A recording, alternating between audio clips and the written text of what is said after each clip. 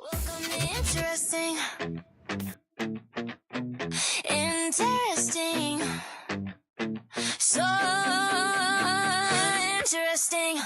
It's the moment in the dark when a match gets lit. Your brain starts thinking and it just won't quit. It's not loud, it's a whisper that chills the spine, where truth hides deep, hidden by design. Welcome to Interesting. Interesting. Interesting, interesting, interesting, interesting. Not facts, not fiction, it's the realm in between, where answers are still questions and interesting. It's the glitch in the code, the flicker in the stream, the ghost in the machine, the wet to this dream. You feel it in your gut when the silence speaks, in the crack of the mask when the real one peaks. It's the question that lingers, the itch in the brain that says, nah, that ain't right, when they try to explain. Welcome to the Interesting. Interesting. Interesting, interesting, interesting, interesting. Yeah, they quit me saying it, now I'm famous. Sold a movie to Netflix trying to shame us. They took the money while I put you before everything. The worst thing you can say about me is Interesting. I tasted both cold and cosmos, both north and south. Saw the sun circle while excuses ran out. Always honest and sometimes right, what a sight. I flew to the south and proved it wasn't a night. Flat earth shook, yeah, I watched them cry. Call me a shield cause I watched the sky. Vape gate, drone gate, no shoe print lies. Got the glow proof worth 3 bitcoins, right? I'm a truther who went on a trip right back to facts. But it wasn't what the truthers wanted, so they attacked. From space to scams, from cults to kings. When you put a ripple in the comments cause it's interesting. Welcome to Interesting. Interesting. Interesting, interesting, interesting, interesting.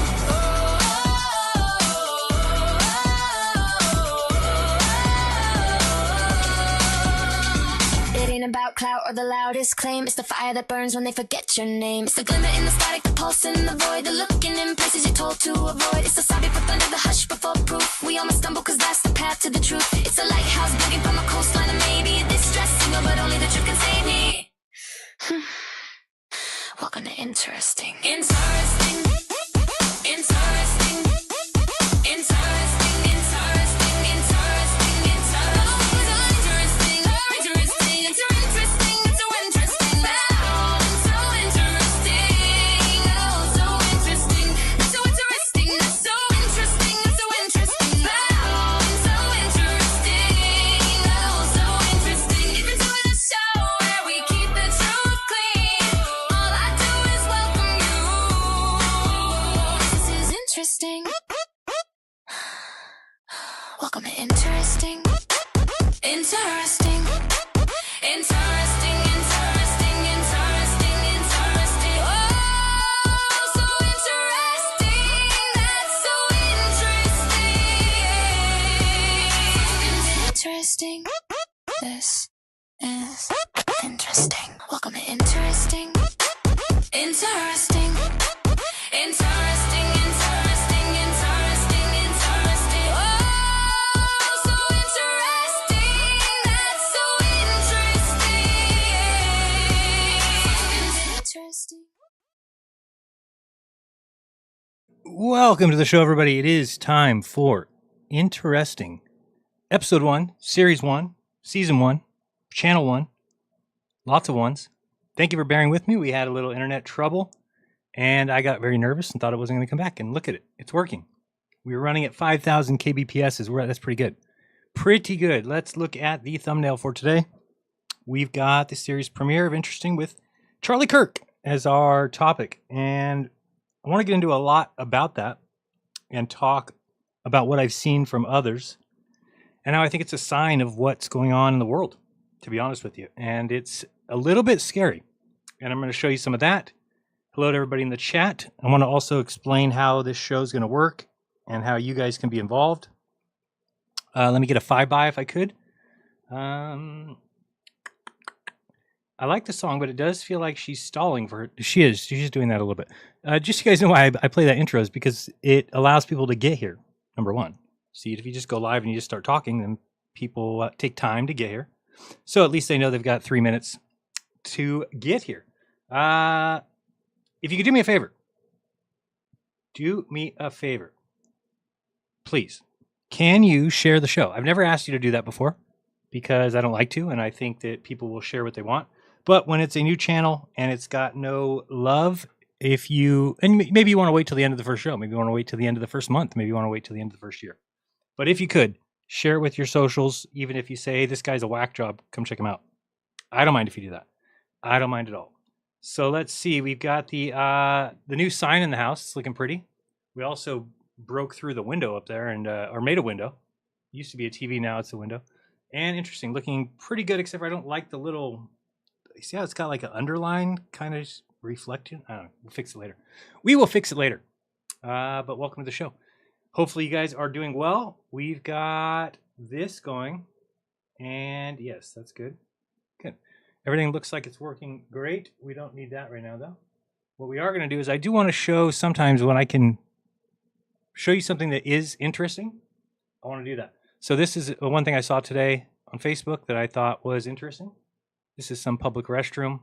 And for some reason, this woman has decided to get up on the counter. What is she going to do? She's going to try and jump in that trash can. And it just reminds you how funny liquor is, doesn't it? I mean, that is interesting. How some beverage could make you try and jump into a cylinder trash can. It's a foot in diameter. And she's damn lucky she didn't hit her head on the way back. But yeah, that's interesting right there. Also, we've got, I just had a question on this one. I know that free energy isn't a thing. But then I watched this guy, and I'm like, are we sure? Are we positive? Because this just makes a lot of sense to me.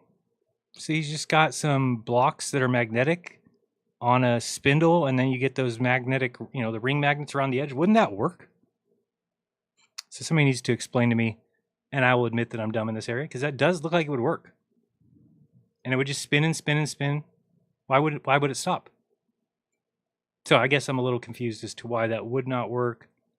You could have, it should go forever, I would think. Anyway, we can get into that some other time, but that is my two things of interesting for you. And then I want to show you a couple things, but we'll get to that after we talk about the show. Oh, you know what I didn't do is put the thumbnail here, but we'll have to worry about that after. So let me just talk about that for a second. What is interesting? How are we going to handle this? What are we going to do?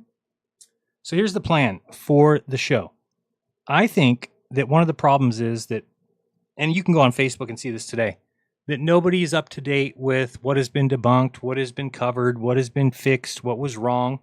So all you get is all these people making incorrect assumptions, jumping to conclusions, saying things are wrong when they just haven't paid attention. Today, the United States of America.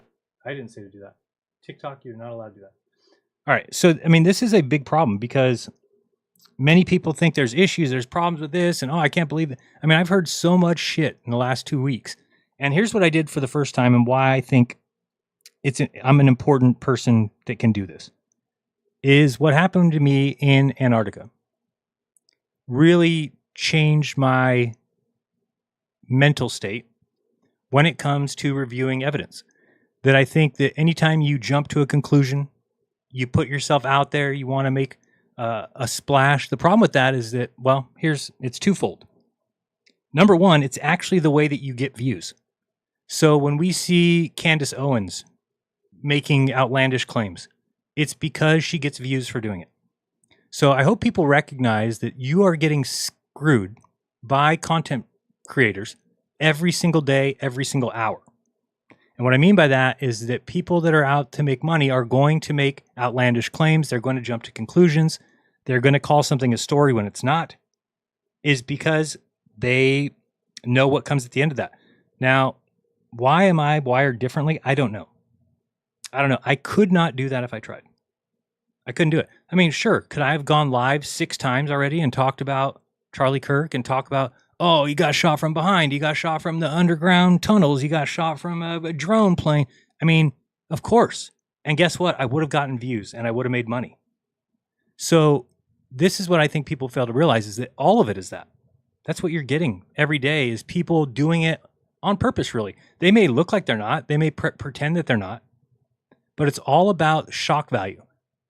Think of that Stu Peters, who just basically called somebody out from one of the security details and said he shot Charlie. But he said it with such conviction. And then the next day, all I hear is everybody on the internet saying it. So it works. It works. And guess what? When it's found out that he was wrong, nobody will say a word to him. It doesn't hurt you. It should. When you make outlandish claims and get proven wrong, it should hurt you. But these guys just are able to do it and get away with it, and they just move on to the next day and they keep getting views, and why wouldn't they do it again? So my recommendation is to not fall for that stuff, but I don't know how to help people with that. Here's how I help myself with this particular Charlie Kirk incident. I'm sure you guys know that we all had to see that unfortunate murder, if you will. There's a lot of people out there that don't think Charlie's dead. This is how retarded, let me just say that, the truth movement has become. The truth movement has no connection to truth at all. It is completely devoid of that, because it's like, who can believe the most outlandish, right? And you would think, why wouldn't everybody just kick back and wait? What do you need to know what happened today? Oh, I need to happen 2 days later. I need to know what happened, every detail 2 days later. No, you don't. You don't. I don't know why you got some stick up your ass that thinks that you're privileged to that, but you're not. So don't expect it, and you're fine. So for me, I just sat back these last 3 weeks and watched as things came in, and I saw things come in, so and then saw them get eliminated, saw things get corrected media-wise. And I think people still are unaware that the FBI, of course, is going to have information that they haven't released. And it's like people are just they've got this video of him running across the roof. Well, where's the video? It's like, hold on. Just hold on. Have you heard that they don't have that video, or you're just making that assumption? And this is the problem. So what interesting is it's not just another show that shouts headlines or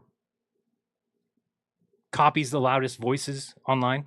It's a space where we actually get to slow down, where we actually review actual evidence, and we resist the urge to jump to conclusions or even make claims and statements, no matter how tempting it might be to pile on. Okay, I've learned this lesson the hard way. For years, I believed things because they felt right, because they confirmed my already decided bias, or because the crowd around me insisted that it had to be true. So here's what I've done that I think people may have noticed. I literally do not care what people's opinion of my belief is. Okay, so what I mean is that I'm not worried that, like, oh, if I say this, this group will hate me or this group will hate me.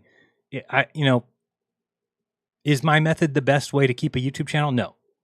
But I do think it's honest. I do think it is missing in today's environment. And I think that I can provide it. Here's another thing. Everybody out there is scamming people for money big time. Some guy messaged me on Telegram the other day, and he says, hey, look at this. These guys making $100,000 on this. I forgot what the name of the site is. Some streaming platform. Not Kick, but one of those like that. I said, what do you mean they're making 100,000? Yeah, you just make a coin and you go live and this. I'm like, dude, I'm like, so those guys are scamming. He's like, no, they make the money off the fees. I said, I know that, but the people trading the coin that they made are trading nothing. It's a scam. No, but this guy streams and when he makes the fees, I know what he's doing. It's the same thing that's happened to every single shit and meme coin in the cryptosphere. Every single thing is a rug pull. Let me explain how easy it would be if I got on this platform and I was a dirtbag. I said, oh, I'm getting on this platform. I'm about to go live and I'm going to release the Jaren coin. Okay. So what is my best method? Should I just go live and say, hey guys, I got a Jaren coin here. Anybody want to buy it? That's not a good method. The better method would be give $100 to 10 people and say, hey, I'm giving you $100. Here's what you're going to do. When I go live, you're going to buy $100 worth of the coin that I'm selling. Then what you're going to do is you're going to immediately take half of it and mark it up double the price and put it for sale. Now, when you sell that, you're now going to have the equivalent of $200 worth of my coin. And then you're going to hold it till it gets to a price where you've 10 times your money. So, like I said, you were in for 100. Now you have 200. You're going to wait till you have $2,000. Soon as you do, pull the rug, sell it. Or if you want to go again, do it again, sell it, and then take half that money and then do it again. Buy $1,000 worth of my coin. This is what's going on around your back, behind you every single day. And people don't see it. People can't see that they're getting hoodwinked constantly. I was going through Facebook today. I must have saw 10 to 20 posts about Charlie Kirk that are all scams. straight up scamming people with somebody's death. There is no shame in the world anymore. Nobody cares. The new generation will screw you, trick you with a, pump and dump scheme. I mean, really, just so I can get back to the coin idea, what it is it's a new Ponzi scheme. And how they're getting away with the Ponzi scheme is you can't do a Ponzi scheme because I can't tell you, hey, give me $5 and I'll pay you 10 in 2 months. Okay, that's a Ponzi scheme. You will get arrested for that. But I can say, give me 5 coins and I'll give you 10 coins because there's no value there. And guess what's going to happen? When you give me the 5 coins and they're worth $1 a piece, and then I give you 10 coins at the end of 2 months, guess what? They're worth 50 cents a piece. It's a scam. Everything around you, and I don't mean all creators. I'm sure there's some great creators on YouTube, but most of the ones that you think of are just getting clicks. And they do it on purpose. And they do it every day. And it becomes annoying. So, back to how I've learned this lesson the hard way. I think that truth doesn't bend to emotion, or it's not supposed to. And I let emotion lead the way instead of facts. I can admit that. I ran with narratives before I ever checked them. I thought the South was a goddamn lie for 10 years. Somebody messaged me today, like, have you come back yet? I'm like, come back from what? Oh, for 10 years you proved the Earth was not a globe. I'm like, okay, well, you have a strange attachment to the word prove that doesn't seem to be correct. For 10 years I postulated. For 10 years I assumed. For 10 years I hoped. But I certainly did not prove. Okay, so be careful with that one. But truth doesn't care about my outrage. It doesn't care about my popularity or who's yelling the loudest. So that's when stories like the ones with Charlie Kirk pop up. Stories where the internet instantly explodes with theories and accusations. And I take a different approach now. Instead of joining that mob, I ask, what do we really know? What's documented? What's rumor? And what's just echo chamber noise? And here's the thing. People are going to take that, truthers especially, and say, oh, Jaron sold out. He thinks this event is real. Yeah, I don't care what deranged people think about me. Okay, people who are literally deranged. They are, they spend their time making baseless accusations, absolute defamation. Can you imagine? There's people in the world that sit behind a computer screen and talk shit about other people's wives. I can't think of anything more pussy than that. I just can't. And I don't know why because I've acted in the real world, I know how the real world works. Do I talk shit about anybody's wife in the real world? No, because I don't want to get in a fight. And I don't know that person's wife. Why would I talk about them? So I can bring my real life attitude to the real world. I can bring my real world attitude to the internet and be like, oh, I should treat everybody on the internet as if it's real life. And there's nobody else who can do that. Nobody. And how did I learned this? When I was honest about what I saw in Antarctica. I got back and people were shocked. Oh man, thanks so much for being honest and telling me. Like, why is everybody tripping out so much about being honest? And well, then I look around like, oh shit, nobody is. Nobody is. There is no benefit in the world for being honest. Maybe in real life, but not on the internet. Certainly not. You are going to lose your audience. You're going to lose your backing. You are better off being a blatant liar in everybody's face. And I hate to say that. I'll never do it, but I'm just telling you it's obvious why everybody else does. Why would they not? It's benefiting them. And that's what everybody is on the internet too. That's another thing. Is in real life, people will usually stand up for the underdog or stand up for the person that's actually doing what's right. Not on the internet. People stand up for who they get recompensated for, right? So if there's no benefit, so for instance, I have tons of friends that are flat earthers. I'm sure many of them, when they saw what was happening, said, this is not right what's happening to Jaron. Should I go to bat for him? What do you think the answer to that is? And if they asked me, I'd be like, why would you do that? No. You're going to be sabotaging yourself. You'll never get that back. You're better off joining the crowd and using me as kind of a punching bag. Let the flat earthers come together over their hate for me. I don't care. But I think it should be pointed out, and let me get to my point here. I'm sorry, I'm dragging on a little bit. Here's the point of what I'm trying to say. I do think that there's a benefit to the way I do things.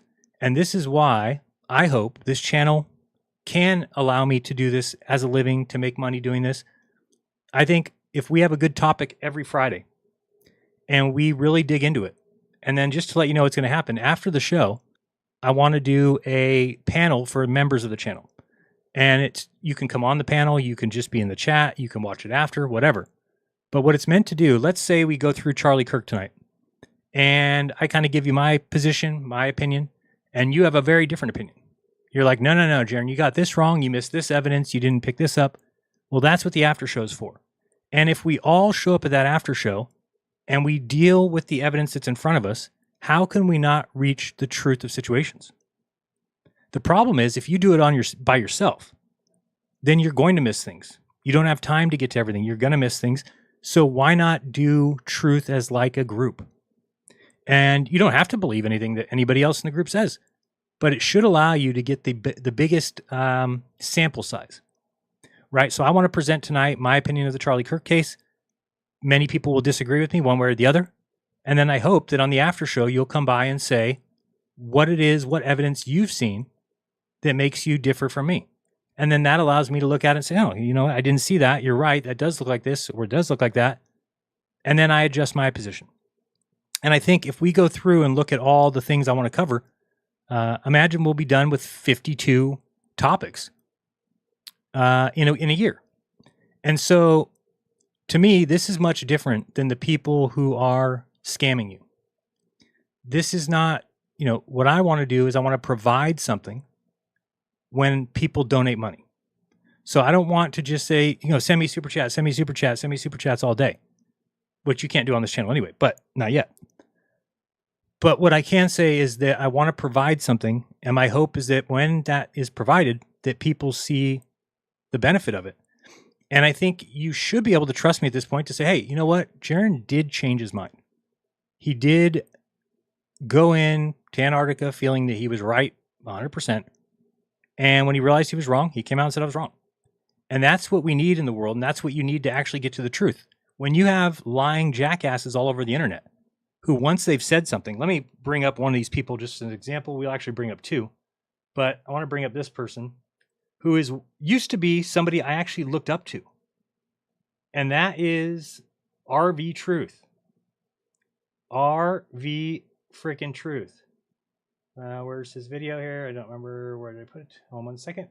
All right. So I want you to see how terrible this is. He is the world's worst researcher, and people think he's good. People think he decodes things. He's just retarded. We're going to look at this, and you watch how dumb you have to be to fall for this. So he's going to be showing us now that Charlie Kirk's in on it. He's in on his own shooting. He's part of the game. And he's like, look at this guy. He's putting the blood pack on him as if people don't put your microphone on for you. He doesn't even mention, that could be his guy that puts his microphone on his shirt. That could be just him putting a lapel mic on his shirt. No. It has to be a blood pack. We don't see it, but let's watch from here. Where's the sound? Can I get some sound? Hold on. I don't know where my sound is. Oh, here. Telling them how it's going to happen. As I move the cursor slowly. Listen to RV here. He's preparing Charlie Kirk for what's to take place. He's preparing Charlie Kirk for what's to take place. Just because you say so, RV, doesn't make it a fact. In fact, anything you say, I know to look at deeply. Because you just spin a narrative. Everything you say is just your narrative without any addition of the truth. Pats him on the side there. Oh, yeah, he pats him on the side, and that means he's in on his own death hoax. Can't be that he just put his lapel mic on and tapped him on the shoulder. That never happens in life. If somebody taps you on the shoulder, they just set you up for your own death hoax. You see the guy here. You can see the guy here. This is his research. You can see the guy here. wearing the 1776 hat. Oh, no, he's not wearing a 1776 hat. You mean the year that the United States was founded? You got to be kidding me.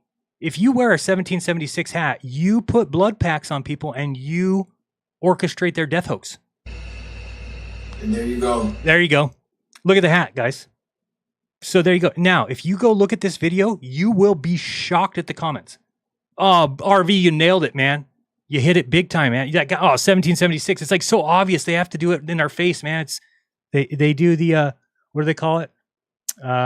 Revealing of the method, revelation of the method.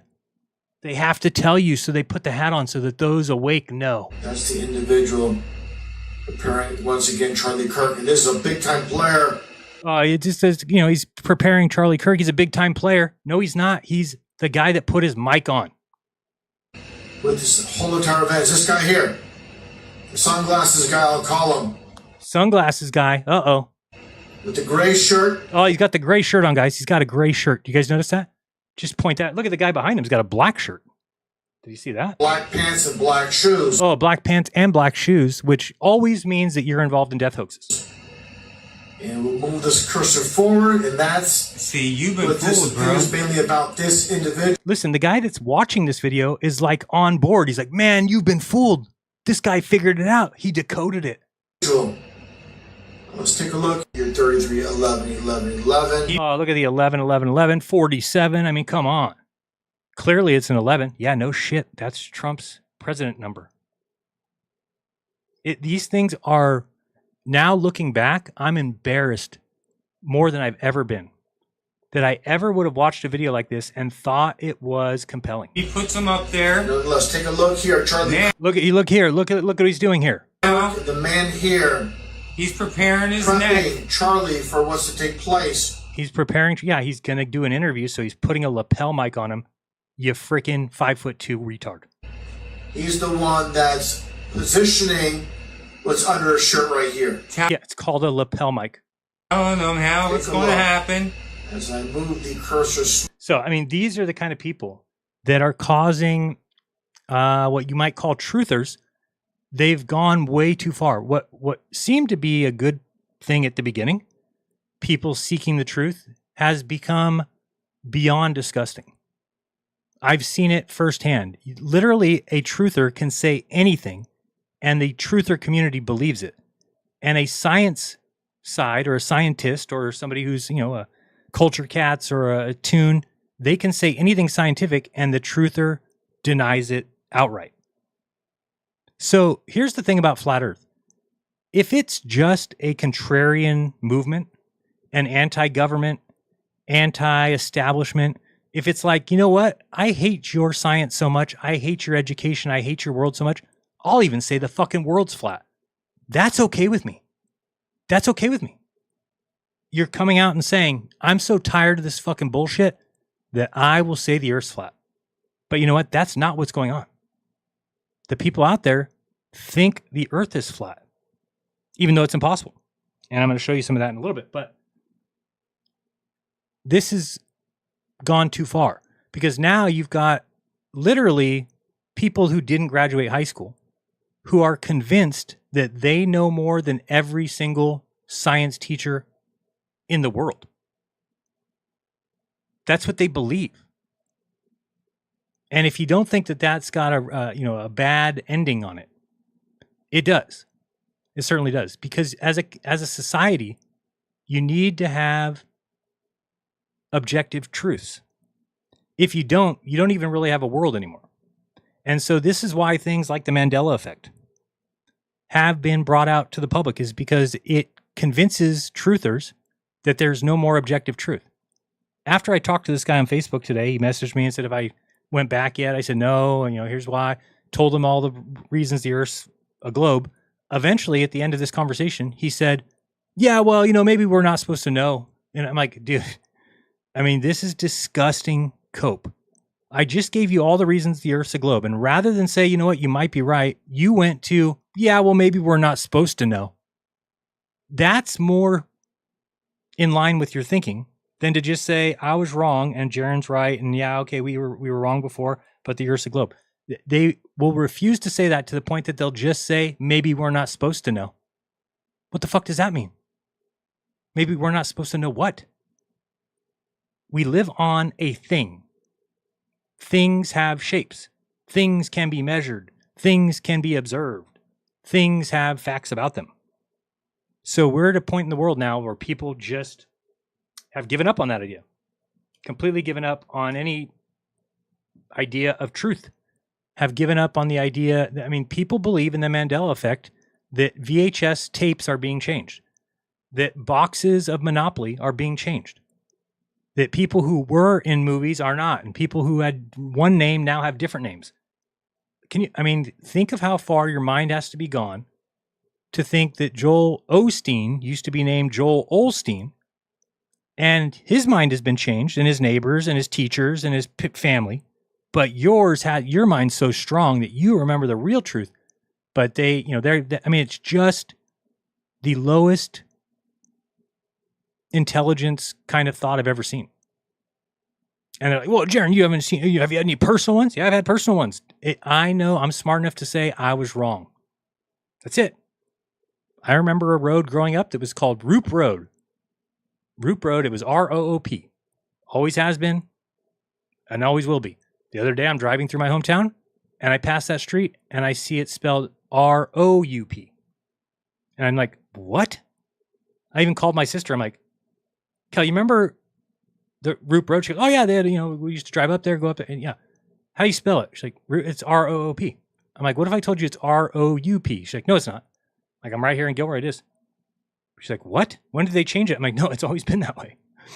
But again, she'll even kind of fight it. Like, no, I'm sure it was no, it's just our memory. Anyway, I'm getting off subject here. Let me get back to what I was talking about. And then we'll get into Charlie Kirk. We got a lot to talk about there. And then we'll do the after show and have fun doing that. So back to Charlie Kirk. I take a different approach going forward, right? Because here's the reality. If you jump to judgment, if you rush to judgment, it might feel good in the moment, but it kills the truth. Once you've slapped a conclusion on before the evidence is in, it's almost impossible to peel it off. And this is what we get. I see people that once they make a claim, they can't get off of it. You've wrecked your ability to be objective. Okay? That's how misinformation spreads. That's how people's reputations get destroyed without a shred of proof. And that's how we stop being thinkers or being intellectuals and start just being like a mob with pitchforks. I cannot believe the things people are saying about Charlie, his wife, his children, everything. And again, does it mean that they're wrong? No, I'm not saying that. I'm not saying that. Could she be, Israeli honeypot? All these things. Sure. How could I say she couldn't be? It's just ridiculous to make that claim. However, to make the claim that she is, with no evidence other than, I saw her one time look like this on a podcast. It makes me sick, the people who say, oh, look at her, she's laughing here. Her husband died 10 days ago. Yeah, that happens. Wake the fuck up. My mom died. I was broken up as could be. But there's some friends who I hadn't seen in a while. They come by. We would be sitting on the couch and have a good laugh. So you're telling me if somebody's filming that, to be like, look at Jaren's mom didn't die because he's laughing 4 days later. What do you think? You think people, when somebody dies, you just go sit in the corner for 10 days? You have shit to do. She has a business to run now. She's got kids to raise. She's got shit to do. So don't put yourself in positions where you're like, oh, if I was in that position, I would be this way and I would never do this. And it looks ridiculous. It looks insane, really. To see people who all think they know what somebody else is feeling or what somebody else would do. Everybody's different. It's why I learned a long time ago with YouTube to not get upset at what somebody else does on their channel, because I said, oh, everybody's unique. Everybody's themselves. Nobody will ever run their YouTube channel the way I think they should. So why would I voice my opinion? Let them do what they want on their channel. It's kind of the same thing in life. Now, on Interesting, we're not going to do that. We're going to hold ourselves to a higher standard. We're going to admit when we don't know something. We're going to wait till facts settle before we build conclusions. And then when new evidence pops up, then we're not afraid to change our minds. That's not weakness. It's called integrity. Something that people don't have anymore. They don't think it's important. So if you're tired of clickbait and knee-jerk outrage and all these videos on Facebook that are just, you click and your phone fucking goes dead or something. I mean, if you're looking for a place where curiosity beats certainty and evidence will beat assumptions, then you're in the right spot. That's the goal here. And it's like the birthplace of second guessing. You shouldn't come away from an event like this feeling like you know the truth, because you don't. There hasn't been the amount of information out yet to do so. But we can look at the information that has come out and eliminate the things that we know are not correct. Okay? So this is interesting. I hope that it is a breath of fresh air versus what you're getting out there. We're going to look at a couple other people who just go on their channel and make a statement. Oh, I think he is wearing this body armor and I think this happened.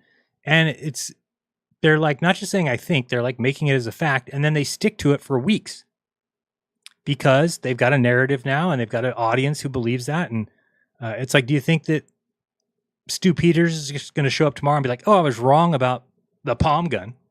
No, that's his baby now. And he's got viewers that watch him for that reason. And I think people have realized, and I never realized this in 10 years, but I've seen it now, that truthers are extremely lazy. They act like they're not. Oh, I do research every day. No, they don't do research. They watch videos by other truthers and just assume it's true. I couldn't believe the Simpsons stuff. And the fact that people are sharing that and it's going around. Have you seen this? That they actually say that the Simpsons predicted Charlie Kirk. Totally, completely, 100% not true. Now, somebody's made images from an AI that look like the Simpsons show, that puts a guy that looks like Kirk at a booth that looks like Turning Point. And by the way, I do have a connection to Turning Point in the fact that my friend Alex Stein works for them. He was the first person I talked to when this all happened. I had to listen to him cry. If you haven't watched his show, I thought he did an excellent show the day, maybe it was the day of or the day after. I can't remember exactly. But he really said some great things. And he made me think, Alex Stein said that Charlie Kirk would have been president. And I had never thought about that. And I started thinking, I'm like, fuck, man, you're right. And what happened changed the trajectory of history. Okay? It's not fake. It's not a hoax. It's not an act. People have lost their freaking minds. So here's how we fix that. In today's world, everybody seems to be chasing the fast dollar. Doesn't matter if the story's true. Doesn't matter if evidence checks out or if it's just another rumor mill or if it gets clicks. They'll sell it. That's the culture we're swimming in. Quick takes, quick outrage, quick money. And the thing I can't stand is the people who show a video and they're sitting there just showing you their face while the video's playing. Stop doing that. Stop it. I don't care that you can watch a video at the same time I can and I have to watch your face when you watch it. Don't care. But I'm not built like that, okay? I don't want the shortcut. I don't want the easy buck. Yeah, he would come on. He's been busy, but sorry, I was answering Addicted to Globing. Yeah, I think that'd be fun. I'd like to get him on. He was on before. You can watch the old one that's on there. But let me finish this up. I want, like I said, to earn any money that I make from anybody. I want it to build something that lasts, trust, that gives me respect and a reputation for being honest, even when it's not convenient, even when it goes against what truthers say. That's why I don't rush to join the mob or cash in the latest scandal and sit on my live stream every other day just to take money from people. Take Charlie Kirk, for example. The second his name hits the feed, people pounce with conclusions before they even know any of the facts. And it will get you clicks. That's the sad thing. But it kills the truth tomorrow. I'd rather pause and then look at the evidence like we're going to do tonight and then be the one who gets it right rather than to be first and wrong and second and wrong and third and wrong. And here's the sad part is that people have learned that it doesn't matter. People will still watch you. Stu Peters can claim some guy killed Charlie Kirk. Be completely wrong. It's the dumbest theory I've ever heard. He has this theory where he says the guy pulling, let me bring it up for you. He says that the guy pulling the trigger is some guy that's like a security detail, but it's so asinine and dumb. The guy reaches up to his sleeve and he's like, oh, that's him pulling the trigger or the detonator. It's like, dude, if somebody had a detonator and they were going to kill somebody with it, they'd put in their motherfucking pocket so that you didn't see them when they activated it. They wouldn't put it on their sleeve as high as possible so that when they go to pull the activator, everybody sees it. Oh, it's revelation of the method. Oh, boy. Oh, boy. Let me see if we can find Stu Peters. Oops. Have you seen this guy? Charlie Kirk. And again, I'm all for people asking questions. Don't get me wrong. I don't want to ever take away from anybody. ADL is so funny. What is this? Anti-Semitic. What did it say? Oh, I thought it said something else. Anyway, let me go back here. See if we can go to videos. I just want to find that one. Here we go. Not that one. Here we go. All right. Sorry, that page is not available. Okay. Trying to find, there's a good one, I think. Let's get some volume. These people took Charlie Kirk's life from him because they gave him his life. They set him up with his wife. Trump procured this woman. Charlie Kirk met her on a trip to Israel. They set him up with the funding. They set him up with all of these different satellite clubs and TPUSA chapters all over the place, and Charlie Kirk was expected to push to 100%. Charlie Kirk did that. Let me get back to my fact that I've got something. So I've been to 5 events with Alex. So when Alex gets booked at an event at a college in California, he usually calls me, says, hey, will you pick me up from the airport? He pays me well, like $500 every time. All I got to do is drive, pick him up from the airport, take him to the event, film it for an hour or two, and then take him back. Or either to his hotel or something, or we go smoke one. And it's awesome. And so when he says that, like, oh, they set him up with all these chapters. No, Charlie Kirk did that work. And what he does is he sends out, like Alex Stein, to go to these events. And there's, I mean, I don't know, anywhere from I've probably seen 50 to 250 people that show up. And they're all great people. And they just want to come and hear Alex talk, and it's comedy, and at the same time, it's getting some truth out there. And it's conservative. And I'm just saying that people can have whatever problem they have, what they want with people's opinions, but you should never have a problem with people speaking their mind, speaking what they believe. It's not violence. It's just talking. And to see what happened to Charlie is just disgusting, because the man just was speaking his mind. And it does kind of make me scared a little bit for people like Alex, who does go out. I mean, there's no way in any world that Alex deserves to ever have anything like that happen. And so the fact that people think it's okay, or people think that's an answer, is just ridiculous. It's not. But the things that this guy just says here now, and Trump set him up with his wife, and so okay, they met in Israel. What does that mean, though? I don't get what you're saying. So because they met in Israel, that means that he was given that wife? I get the accusation. I get that it's a honeypot. That people think that. Again, what is your evidence? Just that he met her there? Pro-Israel party line at all times, and for a long time he did, until he didn't. Right, and that is true. Let's just be honest. What did we see from Charlie Kirk right before his death? I said pause. So about a month before Kirk's death, he did start to change his opinion on Israel. He did flip away from his opinion of October 8th. He flipped a lot of things about the way Israel's handling their business. And it's bad timing for them. I mean, the other thing is, Netanyahu, when is the last time you saw a foreign president or head of state go on national TV and deny killing an American citizen in an assassination? Who does that? So do they have their hands in this? Hey, again, we're going to get to my opinion of this. But it's certainly, the evidence would lead you there. Now, to then make the jump to, but his wife was set up and his kids are set up and she knew he was going to die and all these things, I think you're going a little too far. But let's go back here. He was anti-war. He wouldn't beat the war drum. He opposed war with Iran. He was shouted down, apparently, by President Trump for opposing that war with Iran. He was no longer appealing to the evangelical forever war crowd, and it made the Jews mad. And Charlie Kirk betrayed them.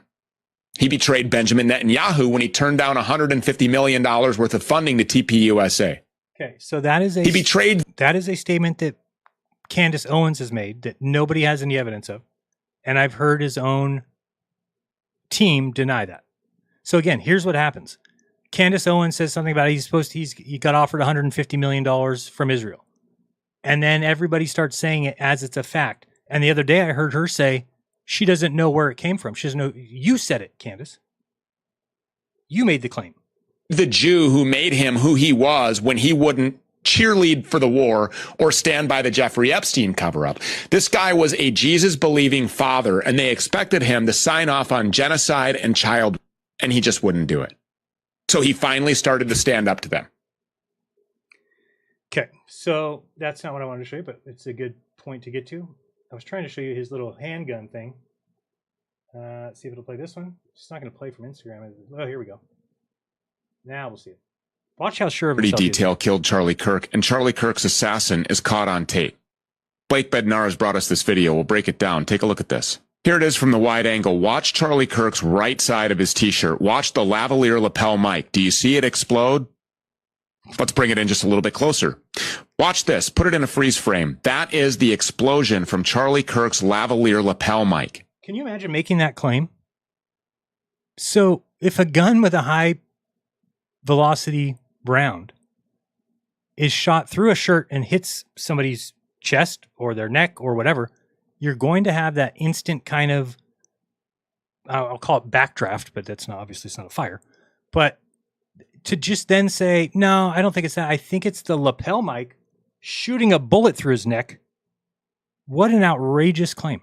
Want to see it again? Bring it in closer. Remember when we told you that that was absolutely an exit wound? Yeah, it is. Check the trajectory of the round that was deployed from that lavalier lapel mic.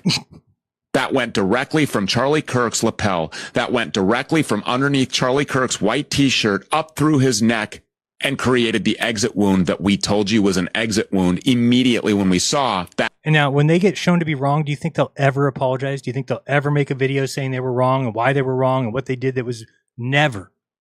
And look at the views this guy gets. The guy's making probably $50,000, $100,000 easy a month. More. I mean, I couldn't even say that. Way exit wound. First we had exploding pagers. Now we have exploding mics. Do we? Do you remember the vector analysis from John Bray? That proves that all of the activity. That proves it. And this is the thing. Truthers love that. If something, you'll see everybody saying it. Oh, it's proven. It's proved that it came out of the lapel mic. Came from the mic that Charlie Kirk was wearing. Remember the palm gun guy in the brown shirt? This is the funniest thing I've ever seen. That shadowy looking guy with the sunglasses.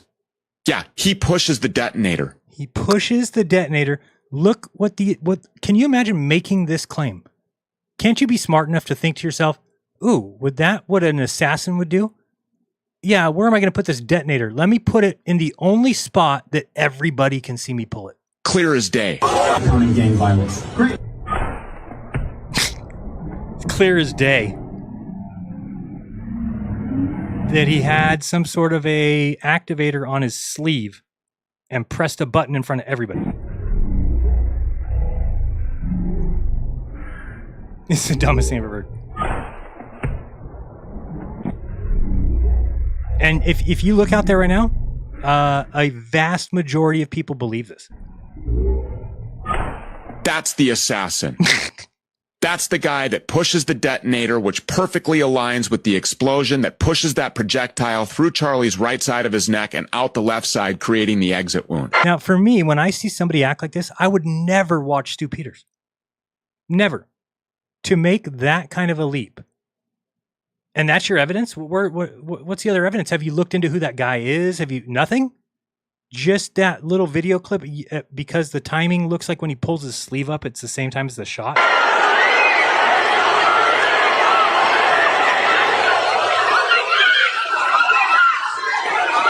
That might just look like the chaos that you would expect after someone was publicly executed in broad daylight in front of 3,000 people.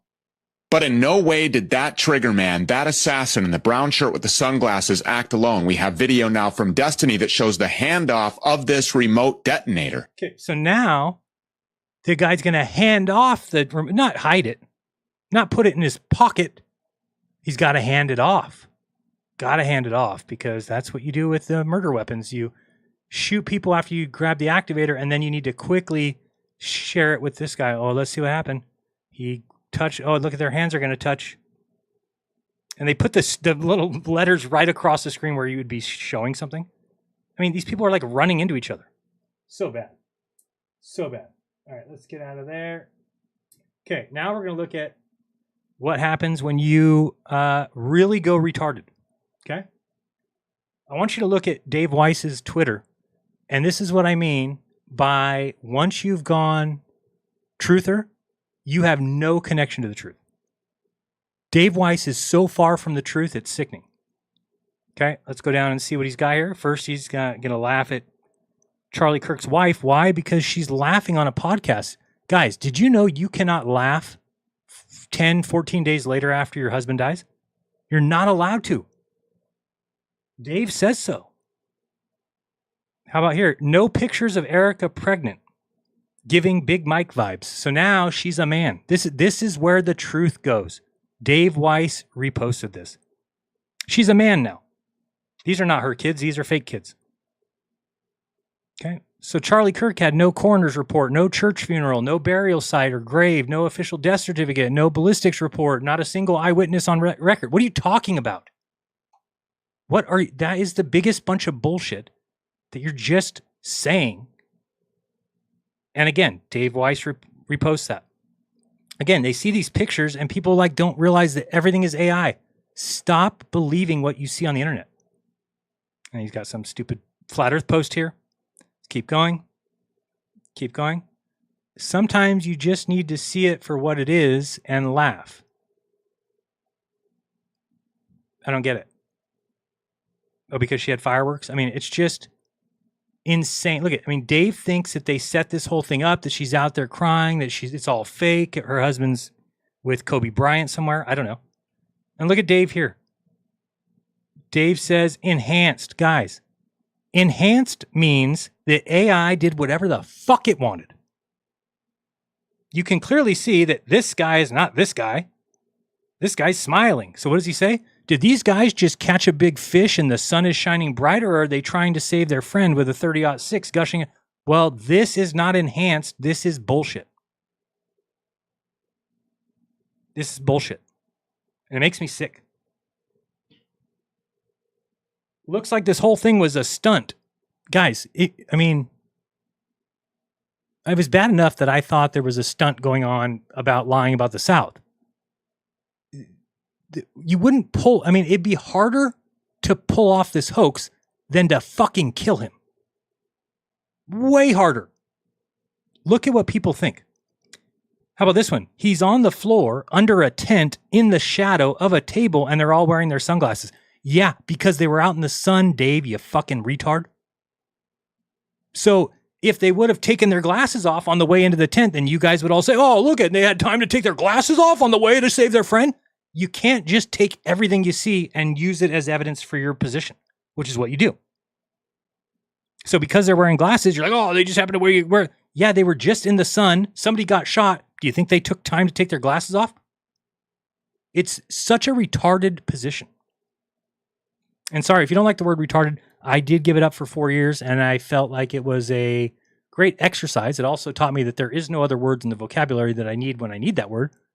But I put it back on the playing field. What's this one say?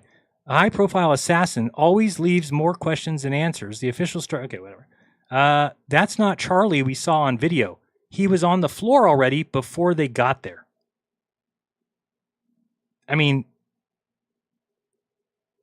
Dave Weiss, you have lost your fucking mind. If you can't see the complete fakery from the video evidence or just Erica's reactions, you are the problem. This is his whole Twitter feed. Look at this whole thing was a stunt. They all say that you can see Charlie's hand here. Like that would be, I mean, like you couldn't put your hand up as you're dying, but the guy lifts his hand up. The person is lifting from underneath his hand, holding it up. I mean, look at these like video, like what are you seeing here? The guy got shot. There was no way they were going to save him. They probably saw all the blood coming out like crazy, and you just know. You're like, we're not going to save him. We'll try. We're going to try and stop this blood and get him to the hospital, but it's going to be tough. I mean, I knew the second that I saw that video, he was dead. The second. How about this one? He was a hologram. See the fence through his arm? I mean, people cannot, they don't even understand how video works.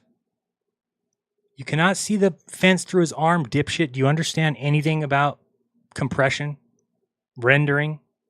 Do you realize every video you're seeing has been downloaded and re-uploaded and downloaded and re-uploaded? It's the biggest crap version. Do you think this is what the FBI is looking at? Do you think they're the fence is through his arm? It's so stupid. Now, this is very coincidental, if there ever was anything. And I haven't got 100% confirmation, but pretty good confirmation that it is from September 10th.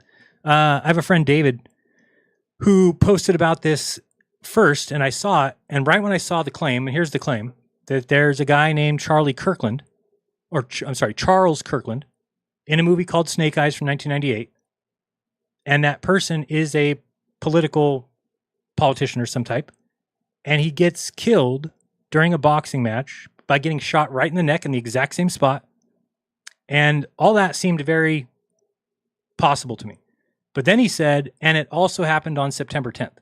And I said, no way. I said, I'm calling it right now. That's not the case. Somebody's lying about it.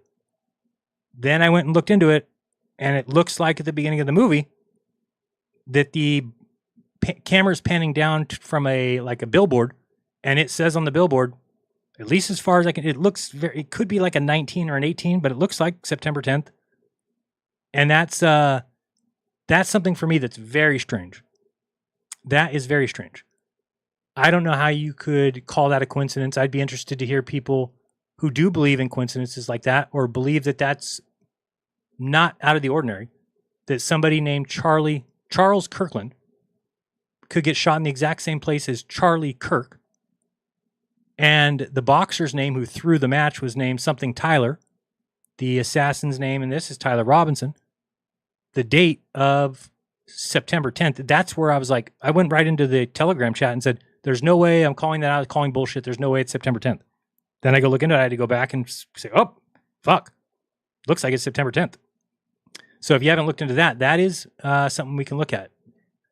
It's probably the most strange thing about this whole thing to me.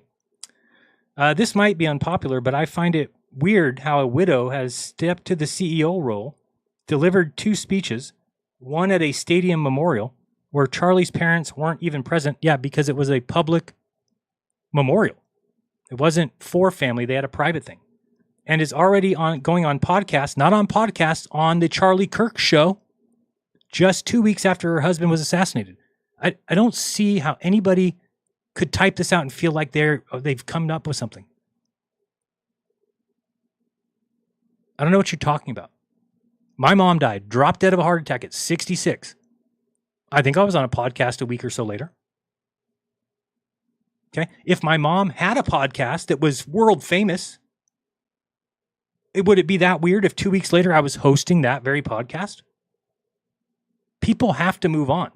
I don't know what you think goes on when people die. You do not just sit in the corner for days and days and days and days and days. And you're allowed to actually look at it. She's smiling. You can tell she's tired. You can tell that she's been through shit. But no. How dare, look at, she's got a smile. Her husband was assassinated and she's got a smile.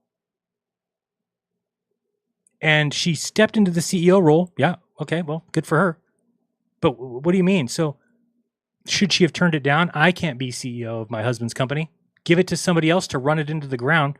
Don't let me take it over. Delivered 2 speeches at a public memorial. I gave the eulogy at my mom's funeral. So what? One at a stadium memorial where Charlie's parents weren't even present. And yes, they were. His parents were there. So all it is lies, and David Weiss reposts it, of course. Jeff Berwick's out of his mind. No use in looking at that. Israeli honey trap. I mean, this is where now, like, people can't even respect somebody's death anymore. It's no longer even a thing. You don't have to respect anybody's death anymore. You can immediately say his wife was a honey trap and that she was involved in all this and she was with Trump and she won all these pageants and she didn't even win. It's just lies. And the thing is it sucks for me to watch. It sucks to have to watch this because everybody just believes anything a truther says, which is the worst thing I can even imagine because people can say anything they want about me and people will believe it. Dave, what just happened to this woman? A, she just won the Powerball. B, her kid got an honor roll. Or C, her husband got executed. I don't understand the thinking here. Does anybody think that when somebody dies, you cannot smile for 15 days? It's so low IQ. Things that should make you go, Erica's father founded and was the chairperson of Raytheon's Israel division, including building the Iron Dome. Oh, then, okay, makes sense then. Her husband faked his death. I get it. I get it now. It's just terrible. Okay. Dave's saying here, there's some uncertainty at the date on the poster, says September 10th or September 19th. Anyone have a DVD or VHS they can check? You can't trust streaming copies, but you can trust shitty videos that you're looking at. How about this one? Was it a hologram? What about that trap door? I mean, this is some of the worst conclusions I've ever seen.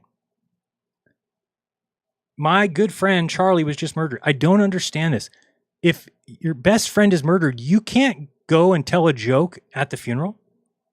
You can't laugh. It's disgusting where this world has gone. I mean, look at how bad this is. Where did he go? AI glitch. These guys think that we're running AI in real time. There's fucking people there, Dave. There's thousands of people there. What do you mean? Where did he go?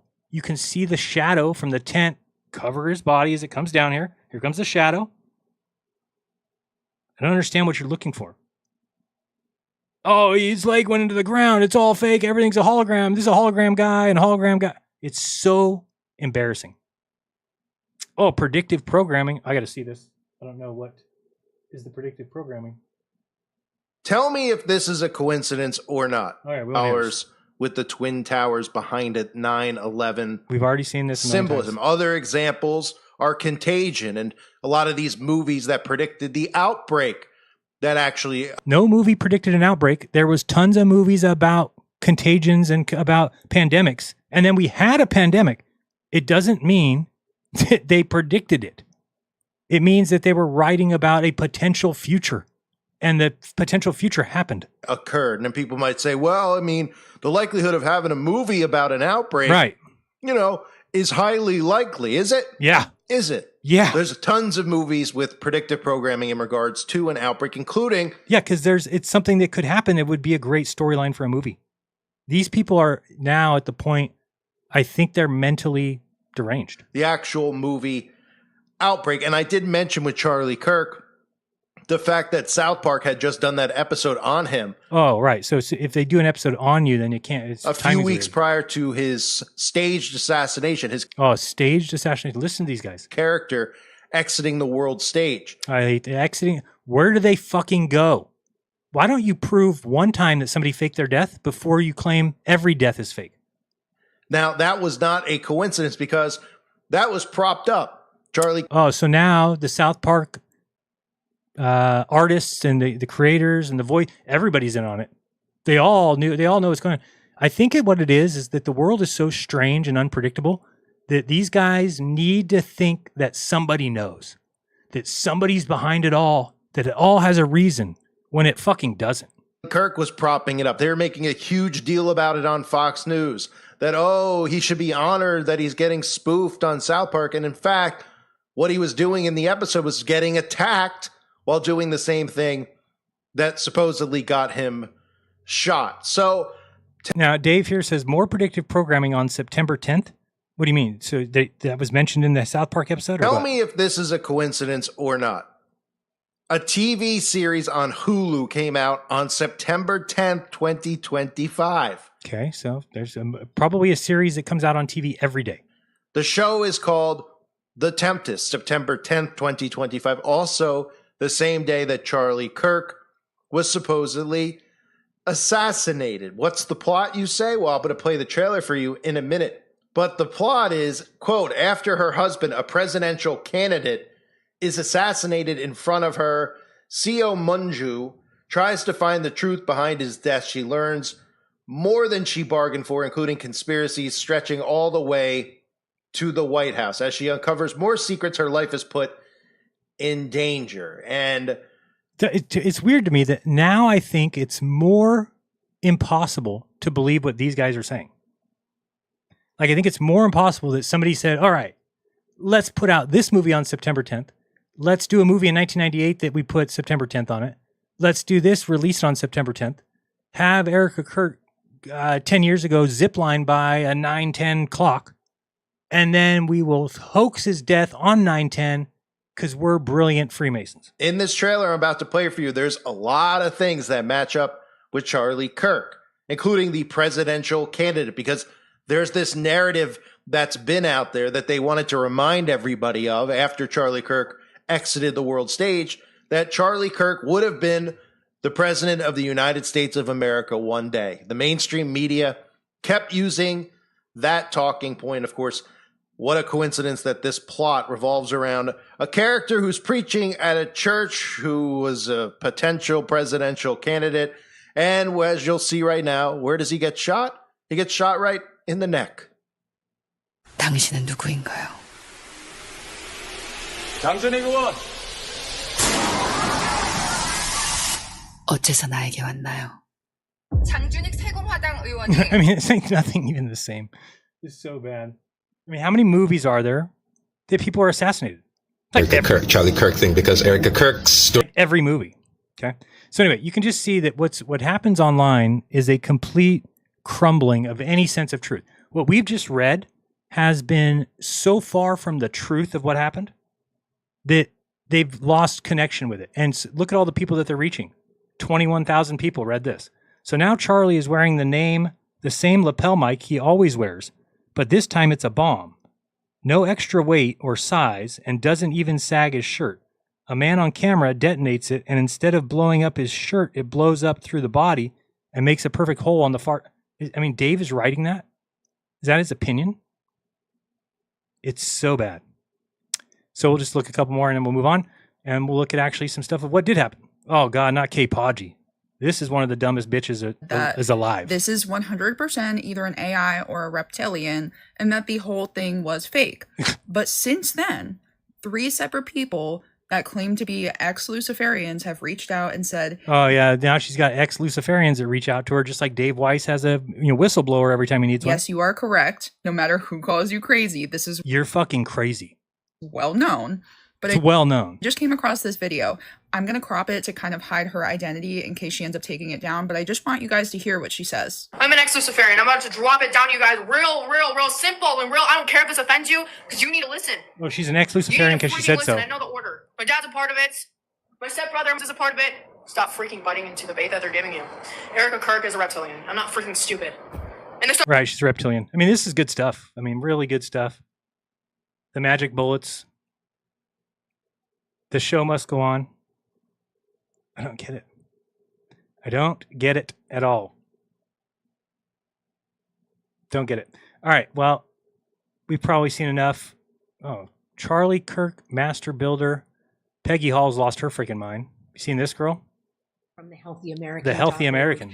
I'm streaming live, and this is going to be rather a long program. Oh. So I likely will take some excerpts and publish them on YouTube in a day or two with little smaller snippets. Right. But I wanted to dive into one of the speakers at the Charlie Kirk reception.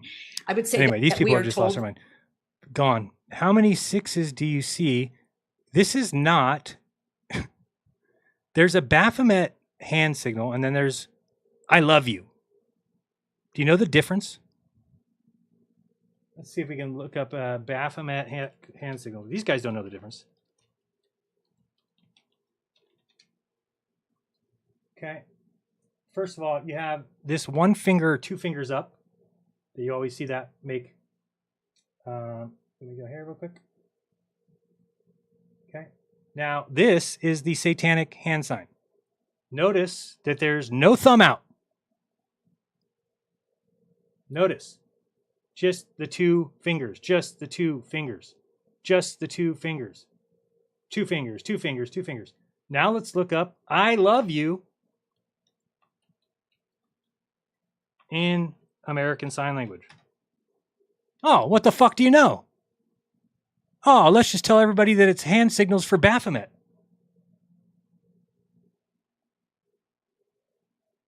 It's sad what's going on. And here's the thing. As a truther community, nobody calls it out. Nobody calls it out. If you're a truther, you have a duty to just back any other truther that says anything, regardless of its truth. This is the problem with the flat earth, is that nobody in the flat earth will ever just say, hey, that meme is wrong. Hey, you actually, that's incorrect about the speed or the trajectory or whatever you want to say. I mean, if I hear one more person tell me, oh, we just go around the sun this many miles and the stars all stay the same place. Do you understand the claim? Do you understand that once you understand the globe's position, it's that the stars are so far that they do exactly what they would do if they were that far. So prove that they're not that far or shut up. But to just keep repeating the claim, oh, we just go this far and then the stars don't change? Yes. Yes, that's correct. Oh, well, we can't do that. What do you mean? It's exactly what would happen if the stars are the distance that they say. Okay? So just funny that, it's just, how many, is this Dave's video? Hey guys, welcome back at Shosef. I got a few new connections on the Charlie Kirk ritual that I want to share with you. The ritual. So during the memorial yesterday, let me teach you how Gematria works. In case you don't know this. Do you know how many numbers there are in the world? Numbers. There's only 9 and a 0. That's it. That's the only numbers there are. So guess what? When any event happens, if you go gather the date and the time and the address and people's ages and you name it, his weight, how many kids he has, and then you go back and you try and find anything about that day or any connection, or you will find it. And these guys trick you by they'll put into a computer days since, and then you include the day of and the day after, so let's say you're looking at the days between January 5th and March 5th. And then you could tell it will include January 5th. Now to give me a number. Okay, now include March 5th. Now give me a number. So you can keep playing with it. Now also, if you've never seen the Gematria calculators, Gematrinator, let me show you what they do. And so this is good content, I think, that I'm able to tell you what these conspiracy theorists do, what they believe in. And I used to be there. Okay. So this is a Gematrinator calculator. Okay. So let's put in something here. Let's pretend that, trying to think here, something that we could put, globe fake or fake globe Earth or something. So let's say they fake the globe Earth and we're putting fake globe Earth just to get our numbers here. Okay, so right away we can look at these numbers, but there's something else we could do. We could turn on more ciphers. We don't have enough ciphers on here. Let's turn them all on. Now we get to see the ordinal, the reduction, the reverse reduction, the standard, the Latin, the Sumerian, the reverse Lemurian, the reverse satanic, reverse standard. Here's the thing. Once you find the number that matches, you just don't tell people that you looked at all these. Oh, well, according to single reduction, oh, great. So now we get all these numbers. So you can look through, look at the satanic number 606. I mean, how many 66s do you see? There's a 33 in the primes. And guess what you can do? If you don't get what you want, maybe I meant flake globe Earths. That's what I meant. And you can get a change in your numbers there. Now we got 660 satanic. Well, it could be faked globe Earths. $6.99. Okay, you can just massage things until it looks like you have something. It's the easiest thing I've ever seen. That Zachary Hubbard is one of the biggest pretenders that there are on the internet, because he tells people he can pick sporting events with Gematria, and he just does what I just did. He just keeps playing around with it until it works. He gives numbers for both teams that are in a playoff game or something, and then whoever wins, he's like, see, I told you. Look at all these numbers that match. Yeah, there's only 9 plus a 0, and all those players in a baseball game, guess what? They all have a batting average. They have an ERA. They have RBIs. They have their at-bats for the year. They've got their walks, their hit by pitch. How many strikeouts do they have? How many runs have they scored? So again, you're going to find numbers in everything. In everything. It shouldn't be surprising to anyone. Okay, let's put in interesting just to see if this is why I named the show this. Interesting. Let's see. Enter. See, is there any 6s? I want some 666 here. 68, 67, reverse reduction, and 1 off. Now, I will tell you the weird one. There is a weird one here. Do you know what the weird one is? It is National Aeronautics and Space Administration. Did I spell that right? I must have spelled it wrong, maybe. Let me see. Should add to 666 in the reverse. I did it wrong. National, oh, there it is. AERO. There it is. So it is 666 in plain reverse, which is just you take Z and count that as 1 and A is 26.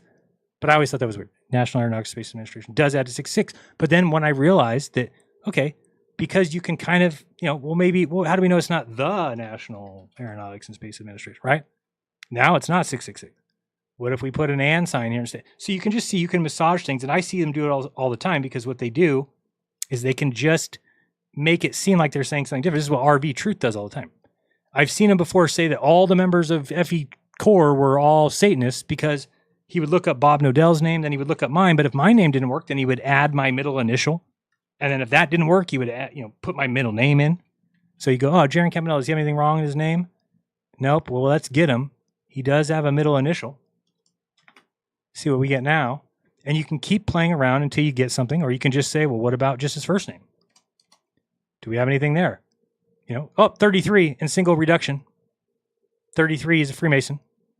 What if we add a C? Okay, you get it. 111. Oh, 666 in reverse Sumerian. I mean, now we get it. Now we know Jaron's a Satanist. So this is what these guys do. And it's bad enough that they know what they're doing. Here's the worst part, is that they're tricking people. Oh, I'm 666 in reverse Sumerian. How does that work out? I don't even know what it means. It is 1, 2, 3, 6. I don't know what that means. Anyway, you can figure out what the layout is of that one. So very, very sad what's going on in this world. And let's get into some of the good stuff finally, or at least be able to try and figure this out and see if it makes sense what we're being told. Okay. But just to finish it, I want to make sure that we recognize that this show will not be about those easy answers. And it will not be every episode that we go through like this and point out the absurdity, because nobody has time for it. I don't have time for it. So what's better is to sit back, wait, and then kind of clean up the pieces and present the actual story. But I need to show with this one why the other directions, the other paths are not fruitful. Not fruitful. Okay? Let me get over here and do this. Okay. Oh, you're not even, I thought I had this screen on. Sorry. By the way, you can see the Cash App up there in the upper left. If you wanted to do that, you can. All right. So we're going to look at a couple things here. I did want to start out just so people know that may be watching this that maybe are flat earthers, wanted to chime in and see what I was up to, that I want to show you how easy it is to figure out why we know where we live. Number one, this is why you don't measure the Earth's curvature. Notice we can see a clear curve here. Clearly it's curved. Clearly that's a curved line. And they keep zooming in. They keep saying, well, clearly this is curved line, right? Oh, geez, is that what? That's Mount Everest? Well, so there's no curve. Wait, what? So that's a a tree. Okay, so that right there is why you don't measure curve. The guy I was talking to on Facebook today said, yeah, but water always lies level. I'm like, you're absolutely right. It always does and always will. Water finds its level. Doesn't mean the Earth's flat. Also, I want to tell people that are on the globe side that I do think you made one big mistake. And I don't know if you can ever get it back now. And I'll blame Toon. Toon was one of the first ones I saw saying it, and I've seen other people say it. When they fight back, when flat earthers say we see too far. Here's the fact, ladies and gentlemen. On the globe Earth, we see too far. Now, it's not we see 9 miles when we should see 8. We see 15 miles when we should see 12. You don't ever see 50 miles when you should see 3. Okay? There's a reason for that, and it's because of atmospheric refraction. And I think that the best evidence of that is to look at Melodome's channel, and he's got a nice video that I asked him to do once we kind of had an idea. We're like, oh, do this. Let me see, Melodome. Oops, that's not how you spell it. With that W. Okay. What? Not melodrama. Did I type that in? Weird. All right, Melodome. Videos. And we want to go back a little bit here to about here. This is probably the best one. Yeah. So watch this. I mean, this is what people need to see because it exactly describes why we see Canigoo, why we see too far. Where's my volume? Fraction. So some people say that light is bent by. Leave that one out if you're okay with that. I feel like that one doesn't go anywhere because some people think light bends, some people think it doesn't. There we go. So you think the light travels along the not that far, Notch. Pay attention. Pay attention. I mean, did you see the hand signal he's doing? He's like, oh, I see you think light bends. No, light doesn't bend around the globe like that. Think of the distance that we're talking about. Think of you're talking about such a small piece of the globe that it makes tons of sense that the light bends. Curve. Things have to be proven, though, Big Tech. So, if the claim is that light bends and can bring up an obstructed object that is out of line of sight. By the way, Dave Weiss just said the other day in an interview that there's no example of anything ever being brought back from behind any physical barrier due to atmospheric refraction. Due to a geographic obstruction, if people claim that light can bring that into view, it has to be proven. Oh, man, it has to be proven? I wonder if anybody's got any proof of that. Level bubble. See that little blue spot? So what I asked him to do is I said, let's get a thumbtack and put it on the other side of a ball, get the camera set up that it can't see it, and then let's put a reflective lens in between the camera and the ball. At the horizon,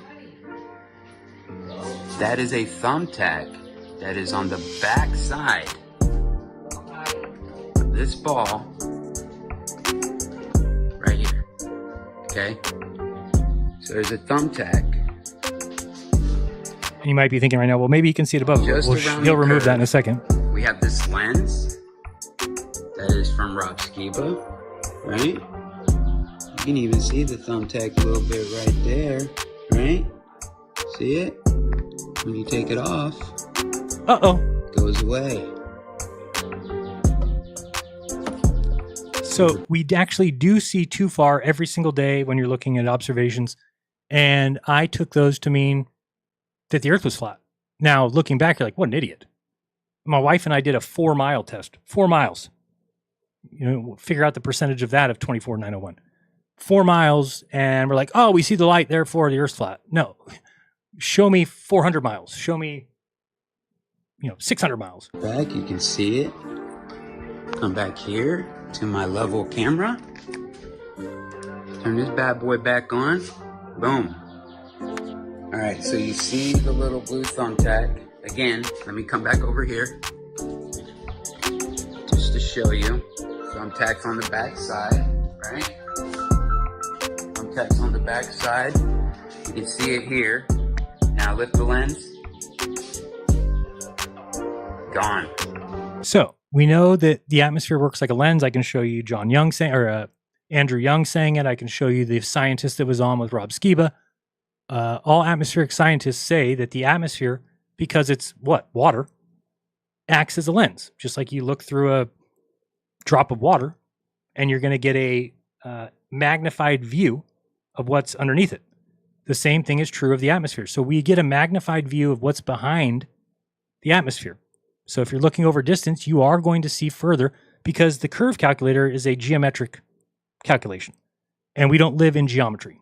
Can we use geometry? Absolutely. But we don't live in geometry land where everything completely perfectly matches the geometry.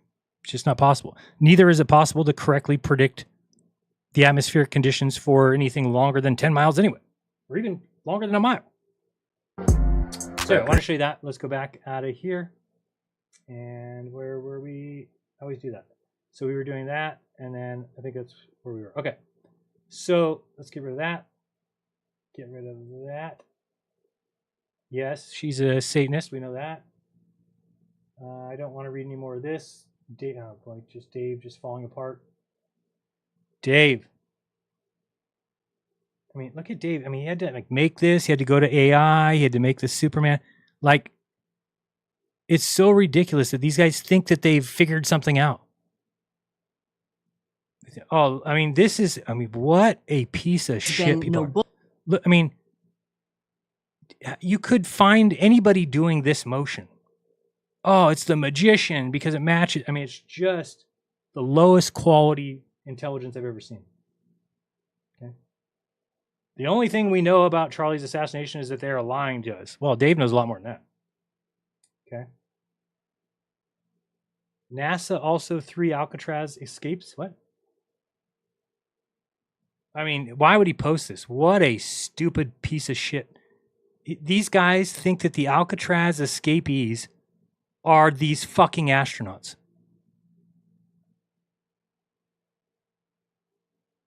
I mean, that is... I don't even know how to even... That is so bad. I mean, how could you be that dumb? These guys were in the military. You can look them up. These guys had career criminal histories. You can look it up. No, they're not the same people. You fucking retard. Not at all. This is all wrong. It is all wrong, yes. Let's see what the next nonsense is. Clear evidence that Charlie Kirk rooftop shooter video is 100%. Oh, it's 100% fake.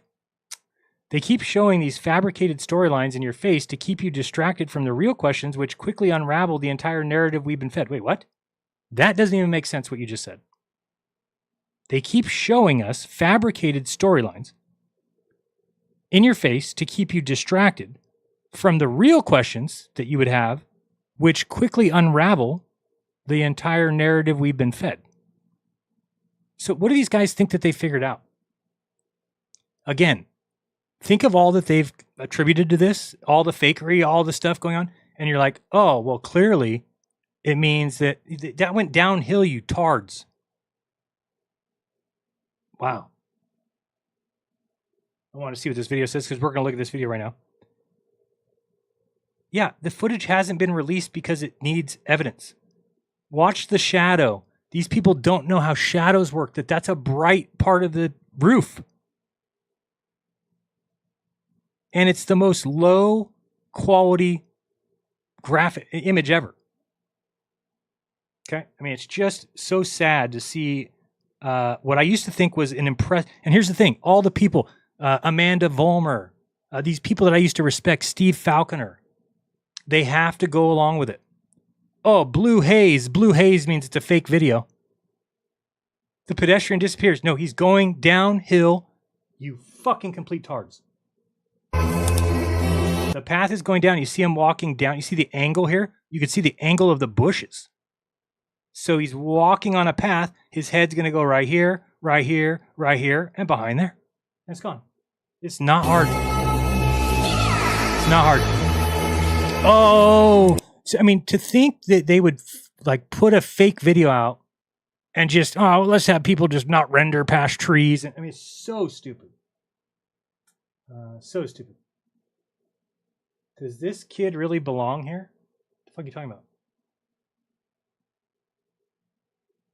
This is a good one on the hoax. Erica has direct ties to Homeland Security. Oh man, yeah, and that makes all the sense. So they have to hoax it because she ties, and they did a great job basically for 10 years of preparing us for this. So impressive to just fake it. Is Charlie Kirk a real Christian? What do you mean? Dave Weiss, are you actually in possession of a brain? Go watch his content. Go to archive.org, you fucking retard. I get so mad that nobody else is doing it. I mean, it's like, if somebody would just tell him, knock it off. But they don't do that.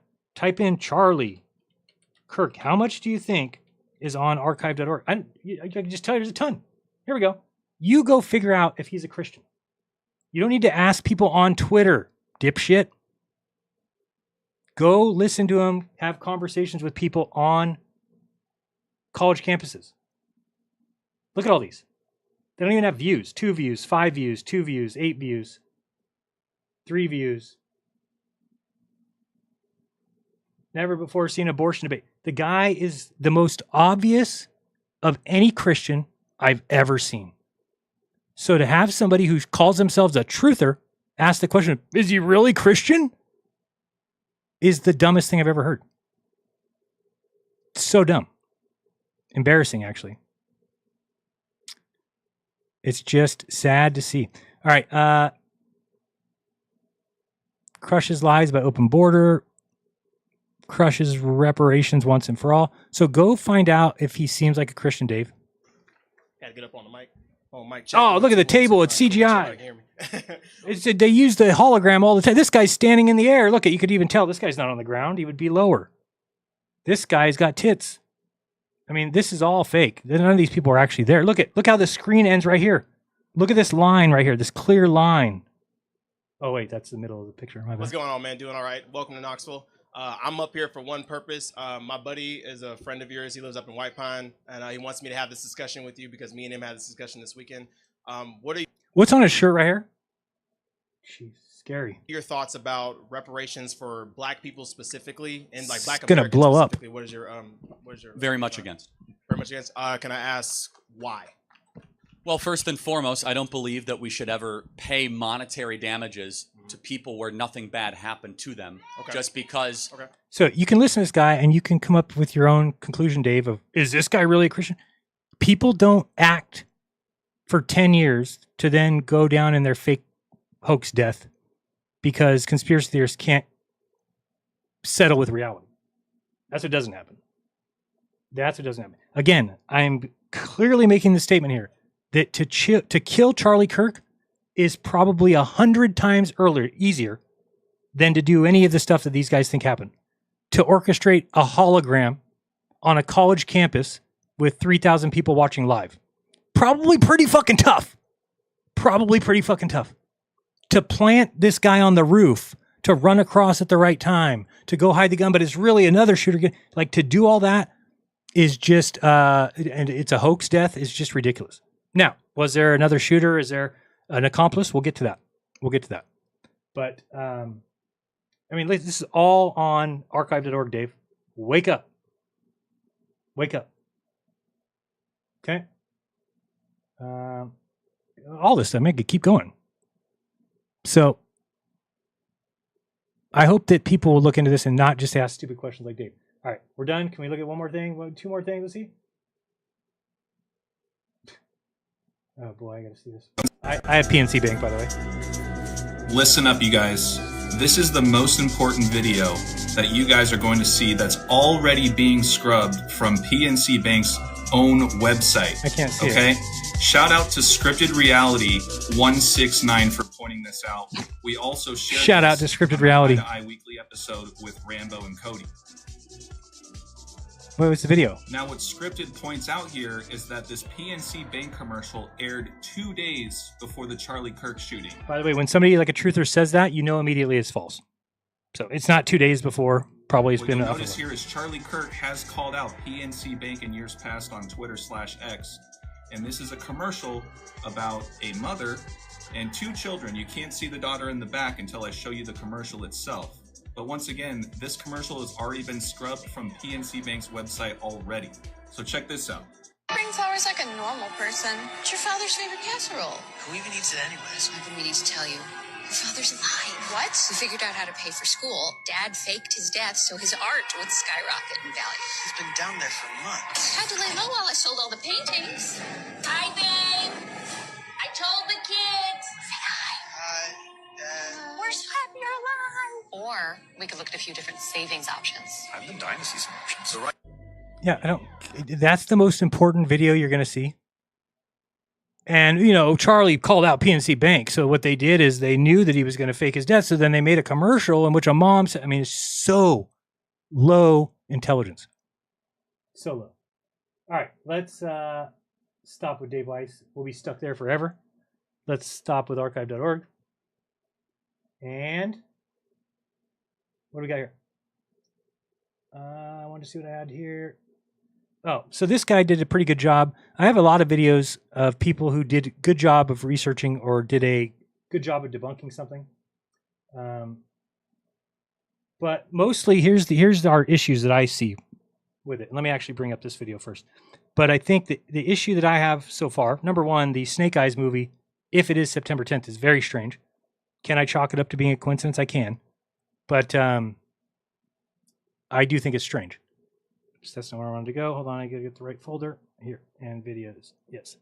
All right, let me see what I have here. Extra large. We got this one. Oops, hold on. It's not there. It's here. Okay. I've got quite a few here.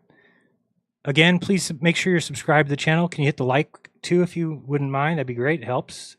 The algorithms, not Al Gore, but algorithms. Very different. All right, here we go. So I want to find the newest one down here. Okay.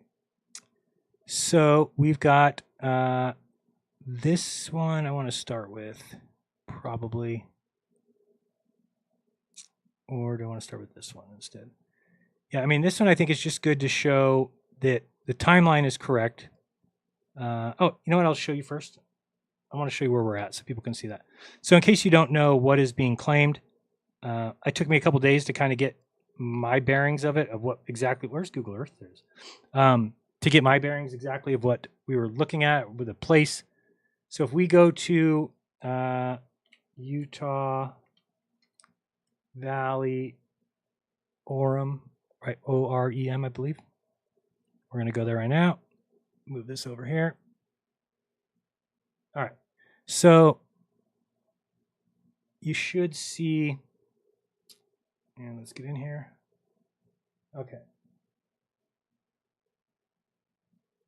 So this is the patio here, or the square, if you will.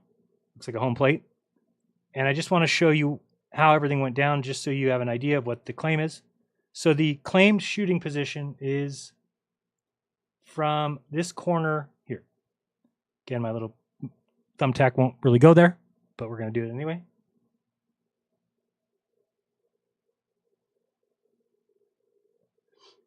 Okay, so this is the claimed shooting position. If we want to look at the distance, it's about 100 and something yards. We go from here to here, and we get feet, 400 yards, 136. Okay, if you don't shoot guns, that is not a difficult shot. You could teach a 10-year-old to hit a target 9 times out of 10 from that distance pretty easily, even a 10-year-old, if they had a little bit of practice. But this person shot guns his whole life. I don't think it's that out of the question. Okay, so let me save that. When he, oops, did I do the wrong? It's actually up here. If I put it there, I made a mistake. Anyway, it's supposed to be up here. But then we see him leave by running this way. I can't draw on top of the, is that what's going on? Oops, this is over here, sorry. I won't let me draw. See if it'll let me draw up here. So then he ran from this position here. Oh, it's just not letting me draw on top of that. So then this is where you see him jump off. All right, let me spin around here so you can see. So this is the webcam footage that we have looking this way. And again, yes, it is clear that they have on video him shooting the gun.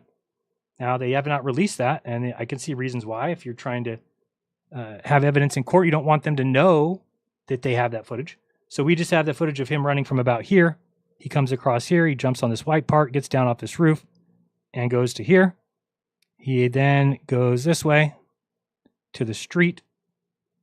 Let's see if I can grab a path marker. Okay. So then he comes to the street. What is going on with this thing? Where is... Sorry, I lost my... Okay, let's just close that. I lost the... Shit. Oh, there we go. Okay, we're back. I'll just do it this way. We don't need to save it. So he came down this way. This is the wooded area where he hides the gun or tries to hide it. Okay. If you want to know how he got to the position, a lot of people say, oh, how we could get up on the roof. Well, let me show you. It's very simple.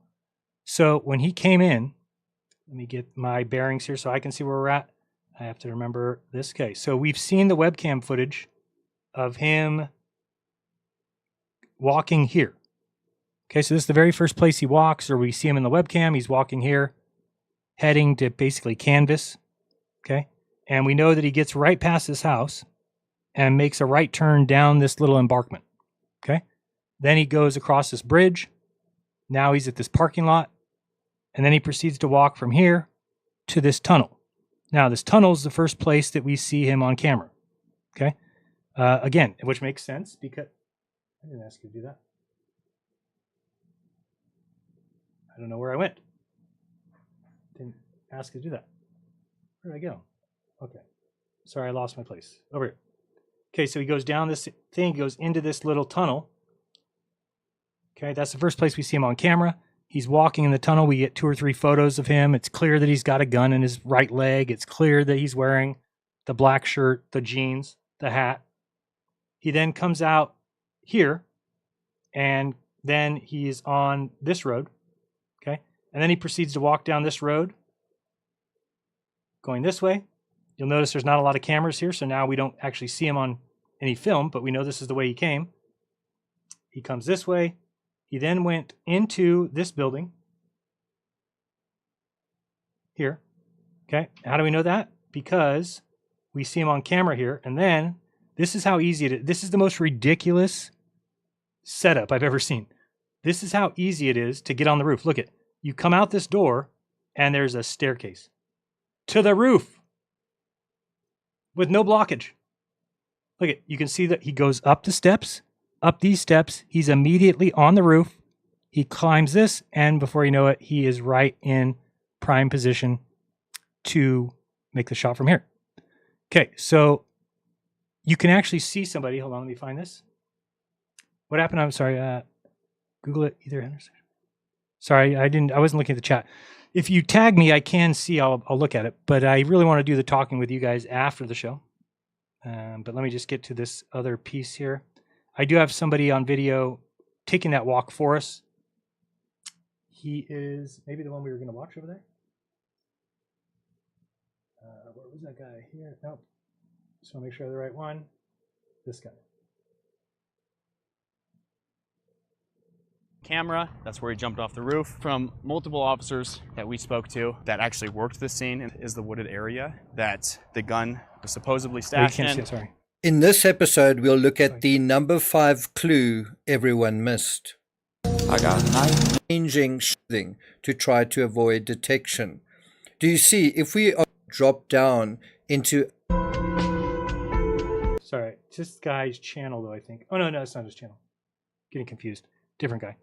Let me look over here. So it's that guy that he was showing, not that guy's video. But he shows that you can just easily go up those steps, which is kind of insane because somebody, I mean, again, this is a lapsed, what do you want to call it? Not judgment, just not a good job of securing an area. Again, should they secure every area when you have somebody like that? I don't really know. I don't know to what steps we go. Obviously, hindsight's 20/20. Right, you're always going to be able to look back. Oh, we should have done all these. Yeah, well, of course. When he gets shot, you're going to say that. Let me sort these by date. Oh, date modified. Thank you. That's what I wanted. Okay, so we want. Is it this guy? The handing off is so funny. So this video here, I'll show you quickly. bring that over here. Just want to show you that this is much clearer than the video that we saw the other guy show. Oh, come on.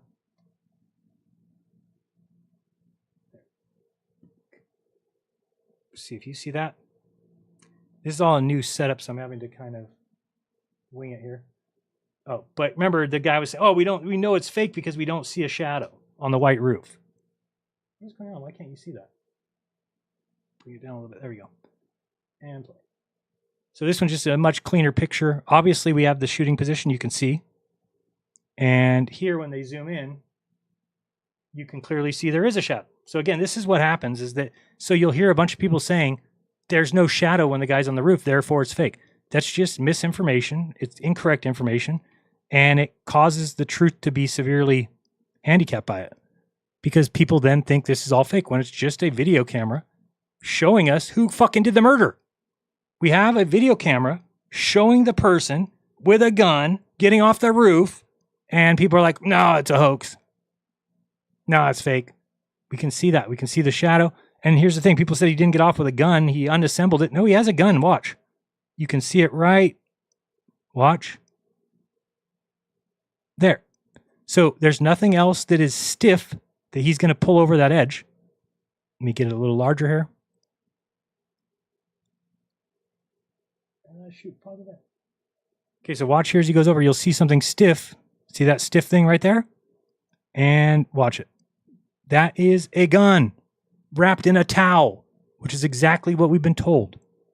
So you can argue with it and say it's not. He doesn't have a gun up there. He couldn't. People said he couldn't make that jump. That's not a far jump. That's 10 feet from right there. It's just a 10-foot drop to the grass. Could he have hurt his leg? Probably, but you can tell he's got a gun, and he's running off. Now, do I have questions about this video? I did, but I figured it out. One of the questions I had was, where's all the people running? Shouldn't there be people running? But again, if we go back to Google Earth, we're going to notice that this is quite a distance. So he's getting down here, right? And he shot from here. But look how far away. So everybody who sees the shooting has to get up and start moving, but they've got to go through buildings. They can't get to where, so the people that we see walking are on this path. So it would take a long time for these people to get all the way over there. They're certainly not going to beat this guy if he shot and then took off, which is what it appears because we have video of him like 3 seconds after the shooting running across the roof. Okay, let me see. Don't need to say that. So again, the most ridiculous thing to me, though, I could not believe when, look how easy this is. There's nothing closed here. That is a stairwell. Can we get around there? You can see that's just a stairwell. Straight up, up. There's no bar here. There's nothing protecting this. So anybody can just get on the roof. And now I would think, again, hindsight's 20/20. You have a big name, something like, okay, let's go secure the roofs, considering we have stairs to them, which are very easy to find. Okay, so let's go back to here. And did we finish this one off? Just showing a closer picture. But again, you can clearly see he's got the gun right there. There's nothing else that would be rigid, straight. They tell us it's wrapped in a towel. He's got it in his right hand. He goes down. They've got a footprint there of the Converse that he's wearing. By the way, there's tons of pictures of him in those same exact shoes. Okay. If we go here and we go to Tyler, whoops, Robinson. Just want to show you the Converse. Oops, this is still playing over here. Okay, so you can see here that he's got those gray and white Converse shoes. This is clearly him. By the way, there's more hoax pictures because people put enhance and then they got pictures that aren't the same guy. People are like, it's not the same guy. Yeah, you enhanced it. So again, that's AI. But this is the guy. This is him going through the stairwell I showed you right before he got to the parking lot after he went under the tunnel. This is him going down into the tunnel. Where's the one of the tunnel? That's not it, sorry. There's one of him go here. So this is him entering the tunnel here on the right that we saw. Clearly, he has a straight right leg. Okay. There's a reason for that. So basically, you'll start to notice that I'm putting together, again, what do we know for a fact? We know what we're being told happened. And if things match what we're being told, then there's probably not a lot of reason to assume that didn't happen. Now, I've heard people say things like, well, the bullet is wrong. Well, we haven't had an official bullet that I've seen. So that's not something we can make that claim yet. I agree. If it's a 30-06, it probably, that's a very low percentage chance that it would stay in somebody's body, but it's not impossible. And I've got ballistic experts telling you that it's not impossible. So everybody says, they all pretend like they know. They all say, oh, it's impossible. I know for a fact. And you obviously don't. Anyway, I saw some other pictures of him with the shoes, but I thought this was one of them, but I can't see. Is there a, can we see his feet? No.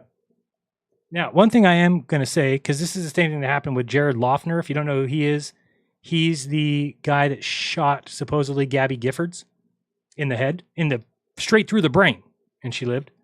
But he's never been seen after he's been arrested. I mean, it's like you could literally say he's probably fake because I've never seen this guy in jail. I've never seen him in court.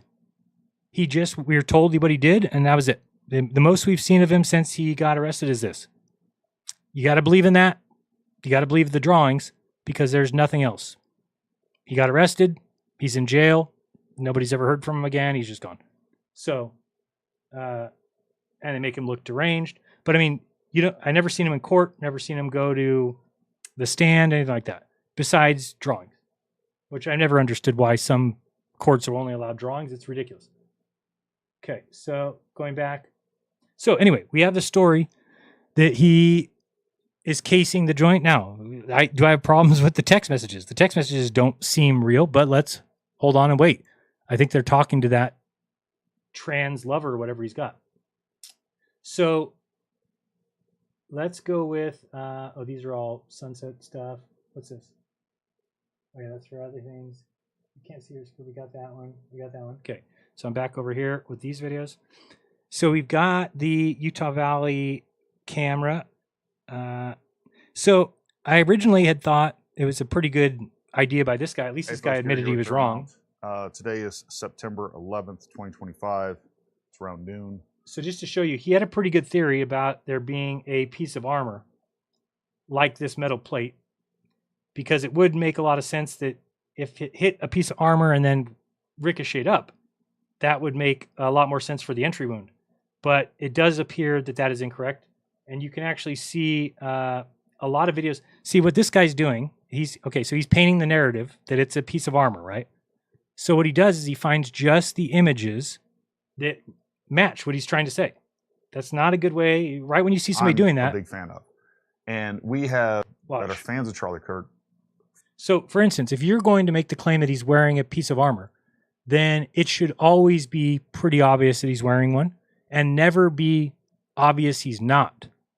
And this is where the guy makes a mistake. There's pictures and videos of him clearly with his nipples showing through his shirt. Find this so... You can clearly find photos that make it obvious he's not wearing one. Traumatic, right? Because we feel like you couldn't tell, or I... See how he keeps going to this one video just so it looks like... Because that one picture right there looks like he's got a chest plate. And then he's like, oh, when he leans forward right here... Can you see that? Sorry. Shrink this down. A little better there. Okay, when he's like, oh, you can tell it's... No, you really can't. You can't. And you don't see... So, to me, he's not wearing any armor. I think we can definitely get to that conclusion. We've got this one here. I don't know who does this video. So, like, questions like this, I think, are unfounded in the way that just wait. Like, if somebody did get, like, I think that they should grab his wallet and anything they can off his body and give it to somebody to secure it. I think you should do that. You don't have somebody, and then they're laying on the ground, you're just like, oh, just leave everything in his pockets. I mean, it's usually not something that would happen. Now, something is handed, if you look right here, this guy's going to grab something from this guy. You can see him right here, putting it in his hand. He grabs it, and he now has it. Now, I've postulated, could that be a gun? I don't know. Maybe Charlie carried. I don't know.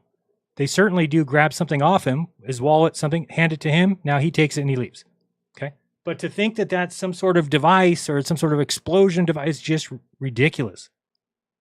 Okay. It's not how you would do. You wouldn't say, let's kill him and then we'll all rush the table and then we'll grab this and we'll give it to you and you run off. No, it's not going to happen. But they do hand him something. This is all his security team. I guarantee you, these men have sat in a room and discussed this exact event. Not this event, this exact happening. Not, that sounds wrong. They haven't discussed this happening, but they've said, all right, so what would we do if somebody ever shot Charlie? Okay, here's what, they all have jobs. They're getting paid to do something, doing work. Okay, let me grab the next one. And just wanted to show you that one. What is this? Which is this? Okay, and good. Okay, I wanted to clear that. Now we've got under here, share. Okay, so we've got, I want a large icons, thank you.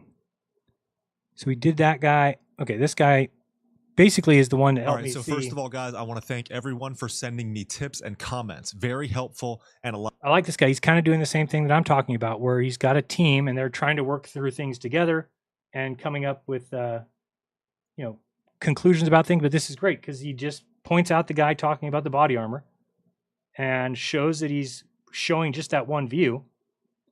And then now it is a good prediction because this guy put armor on this dummy and purposely tried to shoot the corner of it, and it did ricochet up to the shoulder. So that's what the other guy's basing. Through and off the back, without fully going through the armor. But the problem with it is that he wasn't wearing body armor. Here is my problem. Here's how we know. Creates almost a square impression on that shirt. Also, and I think this is the one that actually debunks it. There are just too many pictures and then sat down to talk. Right. So look at this. I mean, you can see that that's his chest. It's not a body armor. Body armor is thick. At least you wouldn't have that kind of indentation. And then as we see a little further, you can actually see, I mean, that's him sticking his chest. There's no body armor there. You can just tell. And you can actually see here, there's no body armor there. There's no anything that's going to protect him. And look at the nipple here. Can you see that? There's no way he's wearing body armor. Okay. So there you can actually see stupid writings on there. You can actually see both nipples on this picture. I don't know why that text is there. You can see there. All right. So he's not wearing any kind of chest plate protection. He should have been. I told Alex Stein I would get some. I mean, I would get a chest protection and just learn to wear it. Just get over it. It's better than having this happen. So even though the other guy showed this video and said, look, it's proof that he had, no, that's not proof. That's a pretty good theory, but it's not proof. Okay, so we now, at least for me, we know he wasn't wearing body armor. Didn't look like it ricocheted off anything. It looks like it's a direct hit. If it did come from in front of him, it is a somewhat questionable entry wound because it's pretty large. It looks like an exit wound. But I think that bullets do a lot of weird things. We still don't know the bullet caliber. We don't know if it was old. Remember, he's talking about it's his grandfather's gun. So this is a World War I or World War II rifle. It's going to have less power. The bullets might be old. They might tumble. There's a lot of things that we don't know. So to jump to the conclusion that, oh, it's all fake, they're making it up. Why? Why would they make up a round if it clearly can't be that round? Like, people think that they caught him on saying, like, oh, it can't be a 30-06, you idiot. Well, they're not stupid. So clearly it probably is a 30-06. So we need to figure out why it tumbled. Did it hit? Is it just a shitty firing? These things will come out. These things will come out. Let me grab the next one. Just got a couple of these videos that are going to kind of round some stuff off. And let's see, we've got, so I don't know if you guys have seen Redacted. I'm starting to really have a problem with these people. They make it sound like they've got all the answers, but they get so many things wrong. Narrative that Tyler Robinson was a lone gunman, fired a shot that killed Charlie Kirk. New video So evidence. these are the people I'm talking about. These people make so much money on YouTube. I'm guaranteed they're making $1 million a year because they every day, and it's just keep pushing it. And it doesn't matter how much shit they get wrong. Nobody cares. They just keep getting views. Emerged from an eyewitness in the crowd off to Charlie's right side. You're looking at it. Okay, do you guys know that the worst evidence is eyewitness. So for some reason, humans think that's the best evidence. But listening to somebody who says, oh, I was in the crowd and I heard this is the worst evidence. In Charlie's right side, but camera left. You should take that last. In the audience at quite a little bit of a distance, but not too far, with a telephoto lens. Finally, some HD footage that we can discuss here on the show, and it reveals something pretty remarkable. So again, we will show it to you and have a discussion about it. We have a lot of new details that emerged over the past 24 hours that we want to go over today. Joining me now is investigative journalist Ryan Mata. He's been all over the story. Sprinting literally before the people getting ready to sit down. So this is the... So again, I don't have a problem with this myself. And it was Blake. So we see this guy getting off the footage. Sorry, let me turn this volume down so I don't have to talk over people. So the question becomes, is he running too quickly from the roof? Which doesn't even really make sense unless they planted somebody to run on the roof. But you'll notice him running there in this video. So it does look like he's just getting moving, right? So imagine that you're on the ground. You shoot the rifle, you jump up, because you just saw what you did. It's through the scope. And show you here. So as soon as you stand up, you're going to be grabbing the rifle and starting to move towards the edge of that building. Go on, get to the other video. Did I go too slow? Coming up right there. Okay. So watch here, because people are like, oh, he's moving too fast. He wouldn't be able to get up that fast. Even if it is 3 or 4 seconds, I think that's plenty of time to get up, grab your rifle, and start to move. Now look at, he's like, you can tell he was right at the corner, and he like put his rifle, and now he's starting to go, and you'll see now it kind of speeds up. And people are saying that's too fast because the people down below are just realizing that he was shot. But I think they have this video is the other one. So this matches with whether or not there was time between when he shot, and I think this guy figured out it's about 3.5 to 4 seconds, which I think is plenty of time. That's 1 1,000, 2 1,000, 3 1,000, 4 1,000. Plenty of time to get up. You'll see here. You can see the people like looking, and then they all go down. So it's going to be about 3 4 seconds after, and that's when you see him moving. Okay, you'll see here. You can see it there. He's rewinding as the guy's up there. You might not be able to see it. It's kind of small from there. But you can see that person already moving. And that's about 4 seconds after the shot. So far what I'm starting to build is that the story that's told, remember this story came out immediately after, is actually jiving. And everything else that we're hearing is just incorrect information from people that feel like they have the truth 2 days after an event without all the evidence. I don't see why you do that. Like, what does it hurt to wait? What does it hurt? What does it hurt to wait till we get the evidence, to wait till we find out the grain of the bullet, to wait till we find out the caliber, to wait till we find out the video of him shooting it? Like, we don't have that stuff yet. So to just jump to the conclusions that none of it makes sense when it does, if you just follow the line of thinking. The timeline, I've checked the timeline as far as where he's seen on the webcams, on the ring cams, or whatever you call it, front door cams. Okay, I didn't see, what is he talking about here? Pretty strong, like maybe a Panasonic or Sony camera with even like a boom microphone from that location. So can you tell us what we're seeing here, and then we'll get to the further. And there's lots of footage that we haven't seen yet because the FBI has it. So, that's not that crazy. I mean, to think, there's people who think that this is a hologram. Did you hear what I said?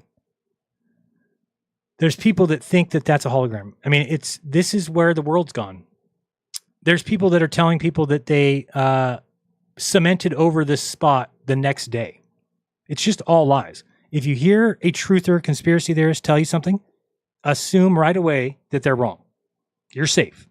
Now, if they end up being right, okay, well, I guess they got shown to be right. But you should always assume that what they're saying is false, because what they'll do is they'll add things. Oh, well, it happened the next day. No, they didn't. They cemented it like a week later. And people act like, oh, they should immediately rope this off. It's a crime scene. Well, you're not going to get much evidence. I've heard people say like, oh, that guy stood on that chair that Charlie's on. That's evidence. Shut the fuck up. the chair that he's sitting on when he's shot is not evidence. You're not going to take the chair into the court. Oh, look how he was sitting. I mean, it's so stupid. All right, so this is the footage here. This is a wide shot. Puts the mic down, and now here's a closer version. So Ryan, what are we seeing here? Go ahead. You're gonna watch. I want you to pay attention right there. Now, what I think happened. This is just me. I don't have a problem with a bullet coming from a 5 to 10 degree downward slope, hitting his neck, hitting his spine. It's a tumbling bullet. It's a high grain. It's bouncing in his chest cavity. That's going to cause your shirt to have a ripple effect, kind of like a backdraft.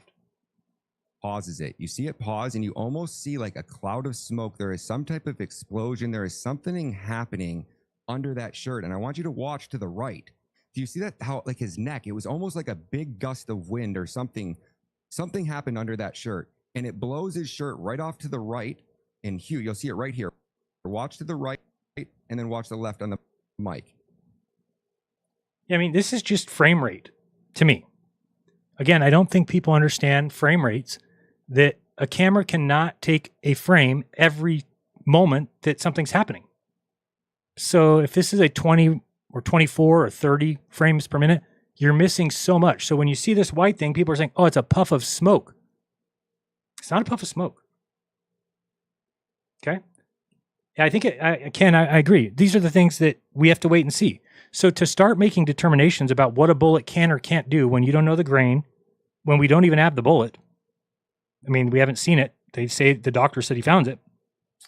But to me, again, I always think to myself, okay, if you were going to fake something, you certainly wouldn't be just say it's a 30-06, who cares? Well, we're going to have to show it. We're going to have, it's going to have to make sense. Nah, just call it a 30-06, even though it blows a moose head off. Nobody will even question it. They're not fucking stupid like Dave Weiss. They're just not. So you see the explosion there. See that air pocket? It was almost like some weird air pocket caused his shirt to shoot up like that. It's not that weird. I mean, that kind of power, like it's so fast when a bullet enters something. I've seen somebody do it with like a gelatin. Like when the bullet enters, it creates a air pocket in the gelatin that expands out quickly. I mean, you're talking about, you have to be looking at these crazy frame speeds, like, even 1,000 frames per minute or something, or per second. At the same time, what you can't actually see in this video is Charlie Kirk has on that silver. This picture here, John Bray, based solely on my analysis of the two angles of the events on September 10th, I've come to the conclusion that this is the object that struck Charlie. I've heard people say this. I don't know if I agree with this one. So he says, based on my analysis of the two angles of the event. So I think that now that we have better footage, it's kind of shown that that's not the case. He thought that actually enters the neck. But I think it's still attached to a shirt. I'll show you. Because it was a pretty good thought at first. I was like, oh, right off that could be. Right. And Hugh, you'll see it right here. Watch to the right. So what this guy thinks is that this thing flew off and went through his neck, which would make more sense with the exit wound or the entry wound. Left on the mic. But it's not the case. So you see the explosion there. See that air pocket? It was almost. See, because people thought it got lost, but it is still there. So like some weird air pocket caused his shirt to shoot up like that. And at the same time, what you can't actually. So to me, this is not an exit wound. It is an entry wound, but it's an entry wound that doesn't look like one that you would expect. So there's a reason for that. The bullet was tumbling. It was, not a clean shot. I mean, not all rifles shoot clean. You see in this video is Charlie Kirk has on that silver necklace. And if your audience remembers, we thought we were watching his earpiece get blown out of his ear. And we couldn't make sense. One of the things that me and Clayton were talking about is, we walk about that. X at Ryan Madden Media. And so I think that people need to, in the future, and they're not going to listen to me because they're going to make money and they love the thrill of it. But I think that the way that you go about these events is just kick back, wait, let it all play out, let it come out. You're not going to do anything. Dave Weiss is not going to uncover something that if he didn't, like, oh, you broke the case. It's nothing like that. It's just not going to happen. It's not the way it works. If people are faking events, they're doing a much better job than you think they are. Okay? Much better. They're not just willy-nilly throwing things together like, oh, let's just kill Charlie Kirk. Let's have him exit the world stage. It's so dumb. Okay, I got more. Let me see what else we got here. If I close that File Explorer one more time, I'm going to get really pissed. I keep closing and I take forever to find the damn folder. It is at share. Yes. Sorry. Okay. And MP4. Okay. We've got this one. We did watch that guy. We watched that guy. We watched the body armor, not body armor. And we've got that is it on this page. Okay, let me bring up it'd be under share now. Okay, I got a couple of these. So we watched that guy, body armor, Charlie Kirk at Alex McFarland. What was this? Sorry, I don't know what this is. I have to click on it. Oh. Ladies and gentlemen. This is actually kind of enjoyable. I watched this. It's him giving a speech. This is, I believe, maybe a month before. Imagine what that does to you. For a lot of years, have stringing out first-time voters a lot more for what they did to our. Get to choose your own way to live. Yeah, I think it's about a month and before. I'm sure we're going to get some questions about some of the people that need to be removed from office here. Enough faith to be an atheist is a put away those digital Bibles. We in the West are suffering because of it. We used to have blue laws in this country. Who remembers blue about that? If someone were to murder Alex or murder This is pretty. me, Listen to this. Pretty I get pathetic. this question a lot. So it does say do not murder. It does not say do not kill. So those are two different Hebrew words, right? So to murder is a completely different thing than to kill. For example, you're allowed to kill in self-defense. Somebody comes into your house, you are allowed to take that life if your life is being put into jeopardy. In fact, to go a step further, the reason why it made sense to ancient Israel, did you know that a life for a life, otherwise known as the death penalty, is the only law that is in all 5 books of the Torah? It's the only law. Not even the Sabbath is in all 5 books of the Torah. Now, the Sabbath exists in Genesis, but it's not in all 5 books. So this idea of taking a life if you take a life, what is it rooted in? Why does it matter? Well, first of all, God is communicating to us the first thing. Taking human life is a major deal. And I mean, if people ask me, I'm not religious, but I would side more with a conservative viewpoint on things like this. I believe that, I believe in the death penalty. I believe that if you kill somebody, I have no problem with you being killed. We shouldn't pay for you to live in jail the rest of your life. That's God's first moral teaching in the Torah, that it's not to be trivialized. Let me give you another example. There's a law of the 613 laws of Judaism, of which we are not bound to the ceremonial law, which is one of them, that if an animal takes a human life, you must kill that animal. So it's like, okay, that's like, why do that? Well, what are you going to have, oh yeah, that's Lenny, he killed my uncle, and say hi. Like, you're going to keep that animal around? The only punishment imaginable for taking the thing that only we are made in the image of God. So if you take another image bearer's life, what could possibly be a just punishment for that? Well, according to the economy of God, it's that your life must also be taken. And according to scriptural theology, we are not taking that person's life. When you take another person's life, you already took your own life.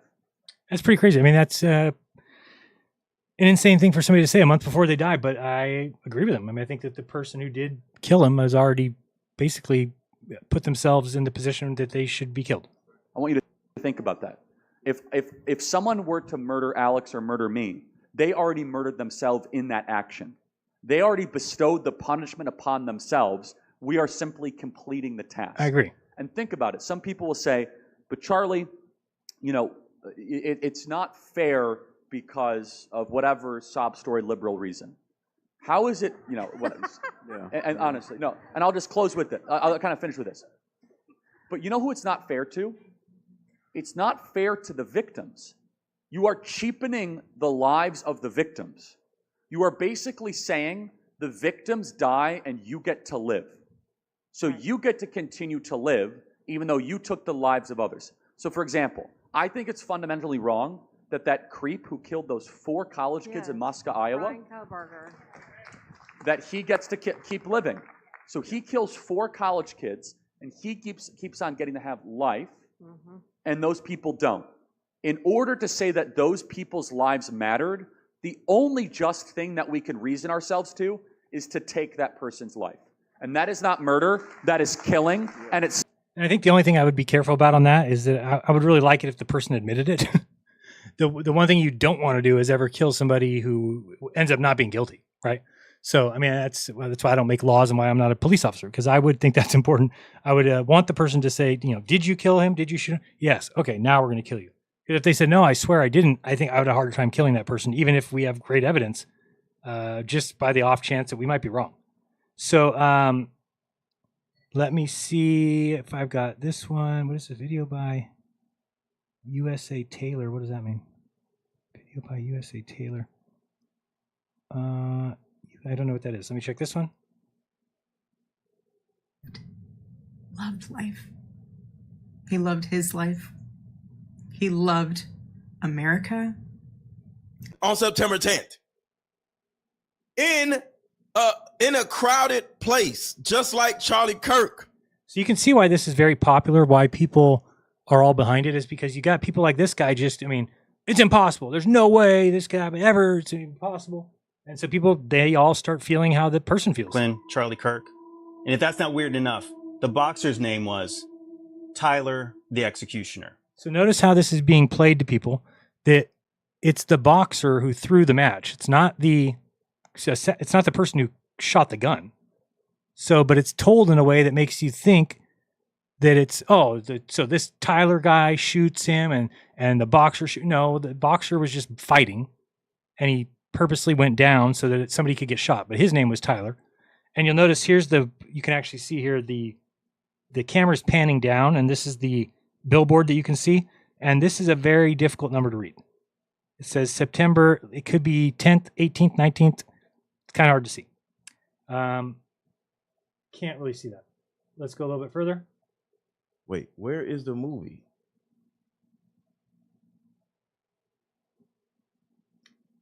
So I'm just going to check in on the chat, see how everybody's doing. And let's see. False Narrative Cult says, this coming from the guy that said he feels some lives lost are necessary for them to keep their Second Amendment rights to defend themselves. Interesting. Yeah, I mean, I don't have a problem with that. I don't think that... I think people kill people, not guns kill people. I mean, and I think that if you ever took all the guns away from people, criminals would keep them. I think that's a problem. I don't also want my government to be the only one that has guns. I own guns, and they will only be used if they ever absolutely need to be. And that's, I think, my right as a homeowner, as somebody who has a family. I think I should have the right to protect my family if somebody were to come into the house. That's just me. Now, do I think that people's lives should be lost or they're necessary? I don't think they're necessary, but I mean, yeah. So this is why, I mean, Charlie Kirk being killed by the very reason that what he was standing to protect is kind of, it's kind of ironic, but at the same time, it's kind of like, okay, well, he said that. So yeah, I mean, could you say, oh, well, he should have, no, nobody should die for words. Nobody should die for words. And so for somebody, the person who's in the wrong here is the person who couldn't debate him. Charlie Kirk went to college campuses and would argue and debate anybody on any topic. That is not easy to do. Think about it. You're going to a college campus and you're letting people who maybe have been studying for a week about it, who have been rehearsing over and over again what they're going to say, and you're just going in blind and letting anybody say anything and then defending your position. And I don't have a problem with that. Even if I disagree with a lot of the religious standpoints, I still have no problem with people who have different opinions than me, who present their case in a humane and adult intellectual way. And I believe he did that. I believe that he stood in front of people and said, here's what I believe. What do you believe? Here's why I believe that. And here's why I believe what you say is wrong. I think he's got great things to say about why, a lot of things. I think a lot of things do make sense when you look at it. A lot of people ask the question of whether or not why, African Americans are a bigger percentage of the people in jail or the ones who commit the most heinous crimes, percentage wise. And he chalks it up to the fact that like 75% of black men don't have fathers. And I definitely know as a father and one who grew up with a father, I can see how important that is. That if I didn't have a father, I would have walked all over my mother. I would have done whatever the fuck I wanted. So it's a good point to make. It's a good position to take. So anyway, I think whether or not I agree with his individual opinions, what I agree with is the way that he went about it. Because if you had a problem with something he was saying, you could just go stand there in front of him and say, hey, here's why I disagree with you. And that's what we should all be wanting, right? That's what we should be aiming for. And so when somebody decides to take a rifle and end somebody's life because they spoke in front of people, I don't care if you didn't like what he said. Nothing that he could ever have said gives you the right to kill him. Even if it was so-called hate speech, which doesn't really exist, there is no such thing. And at least if you look into the Constitution, there's no such thing. But I do agree that you should not incite violence. You should not, okay, let's go burn this house down. Things like that. You shouldn't be doing that. And I do believe there is a limit to free speech. I don't believe in blanket free speech unless we had vigilante laws, because then I would say, okay, let anybody speak about pedophilia if they want. And then when we hear them speak about it, then a bunch of us will go over there and we'll take care of it. We can't do that. So it's better that we just don't allow people to be talking about things like that. Even though it'd be nice to know who it is, then we could go and handle them, but that's not really how life works. Let me check something here real quick. I want to see what video this is. I don't know why I know that name. USA Taylor. Oh, this is nice. I should have done this rather than the Google Earth. This is just a nice drone shot of the area right after, but it gives you a good view of how far we're talking, right? So when I was doing Google Earth, it looked like this little square was pretty small. Now you're seeing you could fit 5 rows deep on each of these levels. And then you kind of back out and you see how much actual room there is there that people have to run, and they got to go through those buildings. So it's a hard time to get out of there. Let's stop right here. Oh, he's showing you the shooter position. Again, he ran this way. Let me go a little bit further here. Does he go? I want to see the steps. Maybe it doesn't show them here.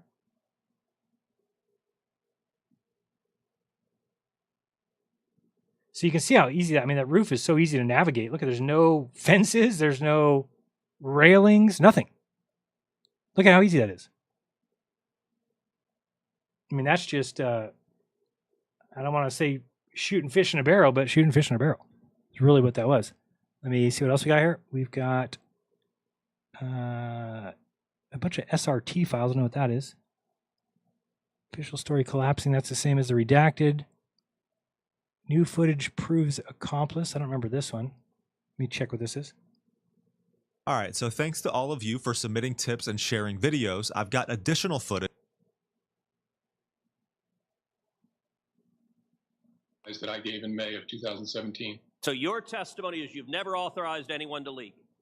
And Mr. McCabe, if he's filmed, he quickly dropped it. Oh man, have you guys seen this? I don't know what you guys, I know that a lot of people probably have different opinions than me about certain events, but January 6th, because I know a few people that were there and I know what they had to say, that they're like, oh no, people were breaking the windows telling us to go in there. And I was like, that sounds weird. So clearly now we have evidence, and it came out that there's 200 and I don't know the number, 270, 280 plainclothes feds that were there in the crowd. So clearly this was, if you don't believe if you think January 6th was an insurrection, it was our own governmental officials. Look at this guy. This is somebody who works for the government. He warned people off not to go into that window, and then he turned his camera around and he caught this agent or suspicious actor pulling a large pane of glass out. This tempered. So this guy is clearly, he's clearly a government official. He takes out the window himself. Then then this guy runs up to it and he pretends like that guy broke the window. Watch. Not go in there. Now he's pushing that guy even though he's the one that broke the window. Look, he's telling him, you broke that window. The radio journalist from Michigan was... these are government employees that purposely broke those windows and then encouraged people to go in. Most charitably called suspicious actors. Look, this is not an insurrection when people all stand outside and don't do shit. Nobody was taking over any capital. They're walking around having a good time. Government agents Government agents broke the windows. After the windows had been broken by a protester. And then they started encouraging him to go in. Then before you know it, they go in. He clearly Where's the committing criminal damage. where's this piece here? Rank and file agents, officers, letting plainclothes individuals go. So everybody wondered, why are these officers letting these guys go? It's because they all work together. You see this person here under arrest and then let go. It's okay, bro. Bro, it's okay. They all worked. They all worked for the FBI. It's crazy. What he captured were. So anyway, more of that will come out now that we found out that there's a bunch of plainclothes. So this is on the street that I showed you. Road right here, where he is captured limping by the door cam footage. Right. So I showed you him going here, and then he made that right turn down the and then he obviously grassy knoll, which is a little bit further. Here. Oh, is this the? I want to hear. This is the audio from the 911 call. Listen to this. Right. This conviction of Tyler Robinson and execute him quickly. We need him to talk. I understand if footage and Ed Lover needs to publicly testify. Yeah, he's already. Oh, by the way, done that. Is missing from his home. He's not missing. He's not returned to his home in his neighborhood. And nobody would. I mean, again, if you were that trans lover, you would not be at home just chilling. You would get out of town. Where he previously lived.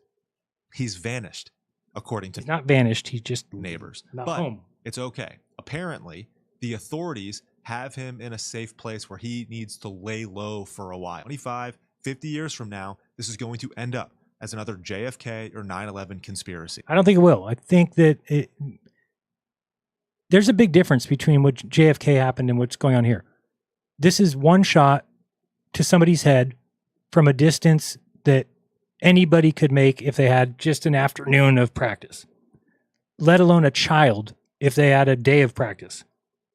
So it's not that big of a shot. It's not that big of a deal. And if he hit him in the neck, he was probably aiming for his head, so it wasn't even a great shot. He was off by a little bit. I don't think you try and shoot somebody in the neck if you have a scope. You're going to try and shoot them in the head.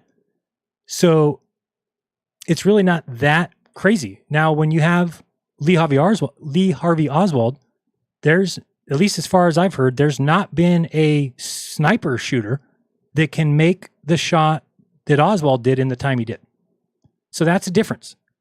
If we don't even have professional shooters that can go to that 6th floor depository, or the book depository, and take 3 shots with a, loaded, or you have to load each one, it seems impossible. A very important part of this, but this one doesn't doesn't. Certainly clear up some questions and skepticism, would be the autopsy report. Now that's ridiculous, and I think that there should be, I don't think that can be true, but I heard that he didn't have an autopsy. That would be unheard of.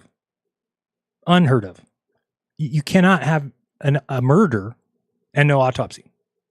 So whoever ordered that is an idiot. Kirk. And I don't think it could be true, but we'll have to see. But listen to what just came out regarding the dispatch communications right after. Now, how much truth is there? I mean, this is a radio police call, but is it true? Charlie got shot. So I did do the request. They emailed me back. He did not go in for an autopsy. The death certificate was signed by the doctor at the hospital. Wait, the death certificate, but that guy on Twitter said that there's no death certificate. Oh, a lie? Oh, okay. Can you just do a field clip documenting that? I'm sorry, 10-9? Can you just add a step to the case documenting that there was no autopsy? And 287 on the clear the hospital. I need an officer with Timpanogos Hospital. I mean, is that not a law? I don't know what you would ask. Need an autopsy for a murder? I would think that you would need one. But maybe I'm wrong. I don't know. Suspected murder and Merced, no thank you. So it says here, because California law mandates an investigation for violent or suspicious deaths, such as homicides, the coroner will determine if an autopsy is necessary to find the cause and manner. So maybe that's why they don't do it. I mean, it looks pretty cut and dry. Now, again, I wasn't at the hospital. I didn't see his neck. But if what is being told is what happened, this guy shot him straight in the neck because of a tumbling bullet or whatever, old bullet. It hit his artery, causing that blood to immediately. And I think that anybody who saw that, and I remember the girl that told me, she's like, oh, Charlie Kirk just got shot. I'm like, no. You want to see the video? I'm like, show me. And I knew the second I saw the video, I'm like, oh, he's dead. And I called Alex Stein, and Alex is like, oh, no, he's in stable condition. I'm like, Alex, he's dead. He's like, no, they got him in the hospital in stable condition. I'm like, there's no way. And then 10 minutes later, he calls crying because, of course, he was dead.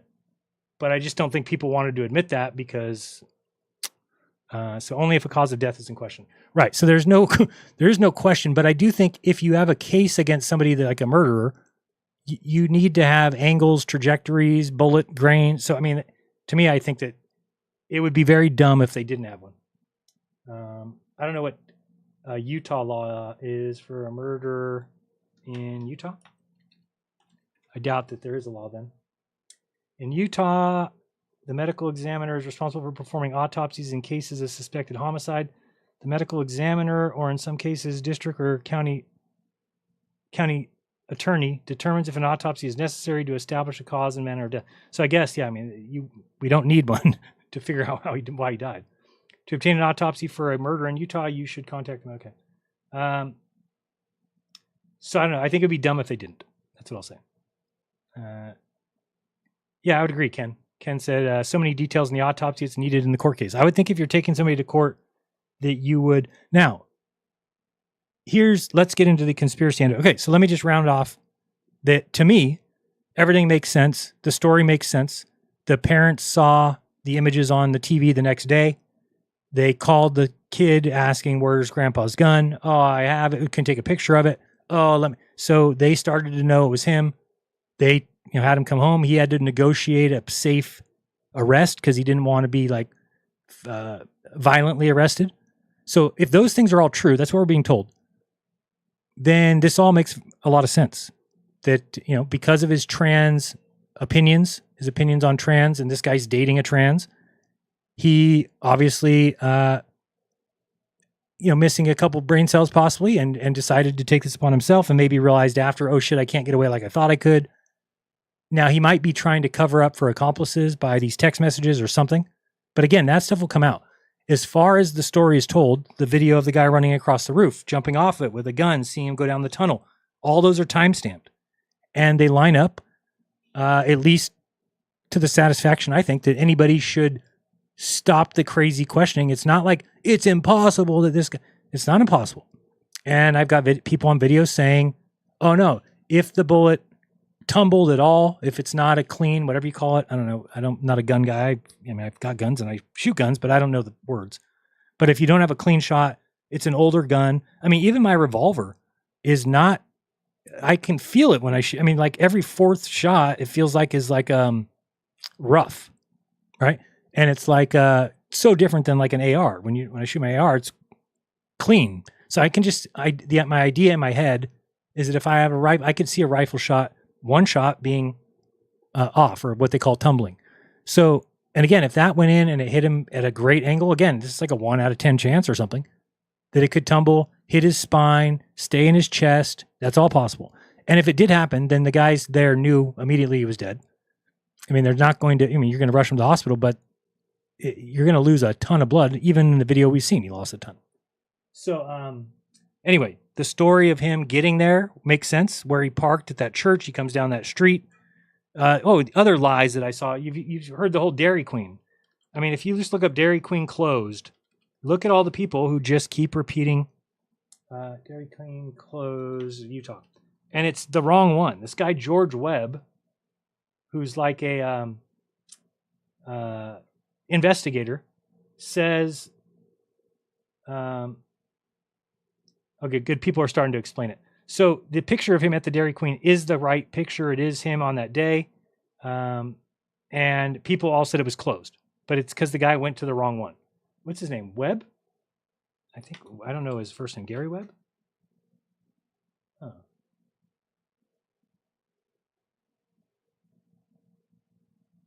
What is his name? George Webb? George Webb. Maybe it's George Webb. Okay, so this guy makes a video of him at this Dairy Queen saying, oh, it's closed already. They closed it all down. No, you went to the wrong one. So if you go to the right one, it's still open, still there. And people think that's crazy. Like, oh, you just kill somebody and then goes to a Dairy Queen? Guess what, guys? If you kill somebody, you still are hungry. You still have to eat. It's not that big of a deal. Oh, you went to get an ice cream? Yeah, right. Well, I mean, I've never killed somebody, but I'm pretty sure if I did, I might be hungry a couple hours later. So, again, this is not true. It says Candace Owens claimed that Tyler Robinson went straight to buy an ice cream. No, he didn't. It was like 6 hours later.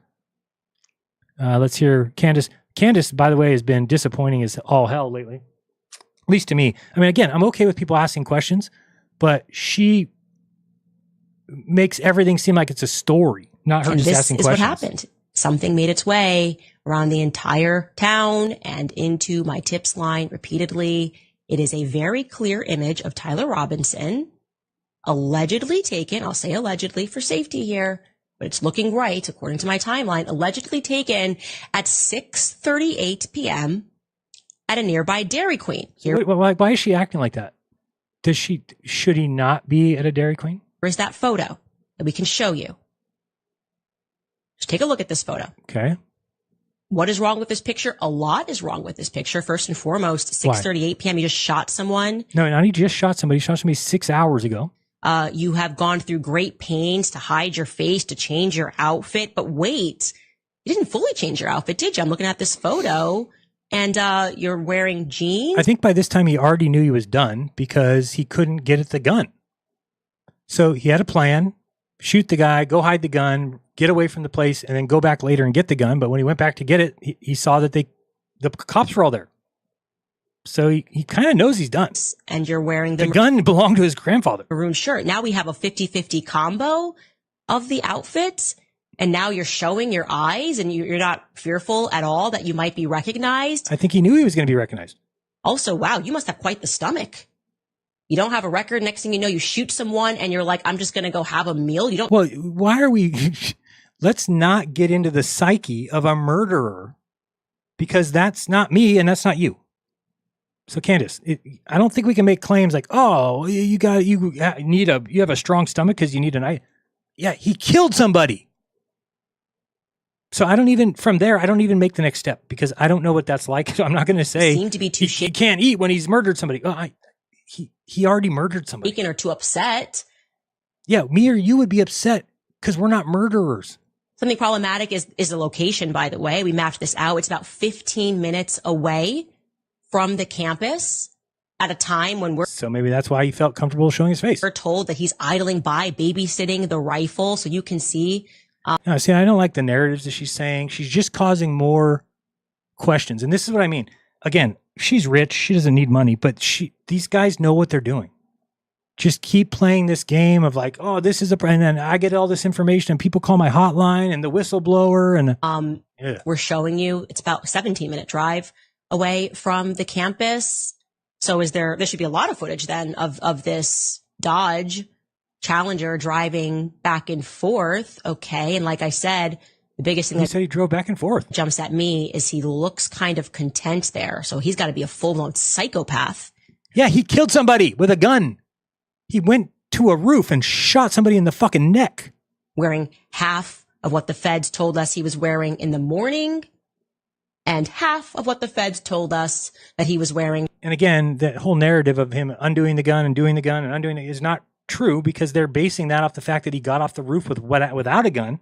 But we see now in the clearer footage that he clearly had a gun. During the shooting. Okay, so why did he text in this exchange at all and say that he changed outfits? Because when you just said I changed my t-shirt. Oh, so now we're going to judge words like t-shirt or outfit. You texted, you changed outfits. Wouldn't you just say you changed t-shirt? That's so dumb. If that's the reality, you just changed your t-shirt and that was enough. Was it just a t-shirt that he changed? The outfit, again, as I sensed yesterday, has always been problematic. I feel the outfit was the Fed mistake. It never made any sense to say that he wore an outfit onto campus, light khaki shorts and a maroon shirt. We saw him wear that. We saw him walking in the ring cams because he went and canvassed the event before. That was at 8 a.m. So he went there, he looked around, saw his path to get to the roof in different clothes, went back, changed into the clothes which were in his car, got the new set of clothes, then went back to the school to shoot him.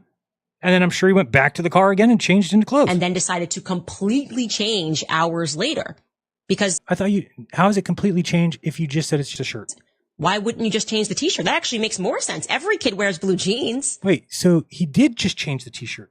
You don't have to like change blue jeans or change out of khaki shorts to avoid detection.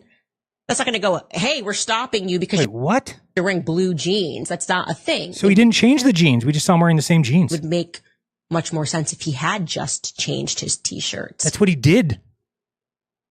That's what you just showed that. He has the same jeans and a different shirt. So I don't get it. Anyway,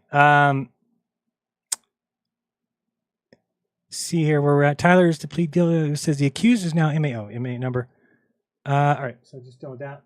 How did we get into this? Oh, that was just looking at that as far as the close. But that guy, Gary Webb, I hated that video because everybody was sharing that video of this guy, Gary. That's not his name. George Webb? What's his name? This guy.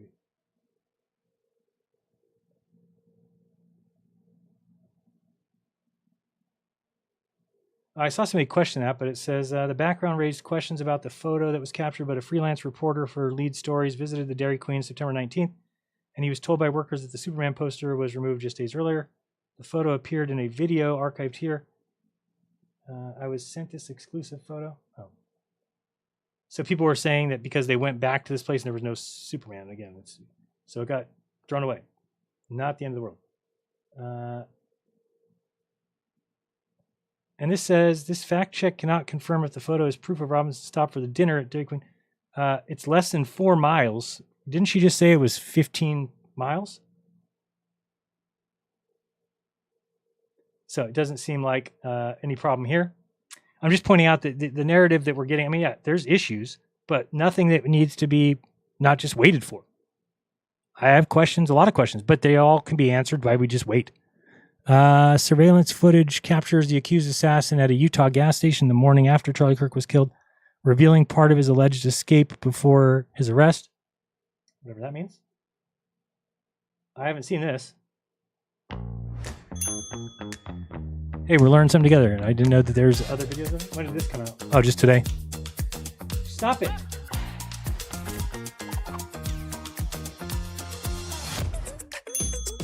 Skip that. I can't see. I gotta lean in and look at this. So it looks like, is that the maroon shirt? I can't really tell. It looks like the maroon shirt and the jeans again.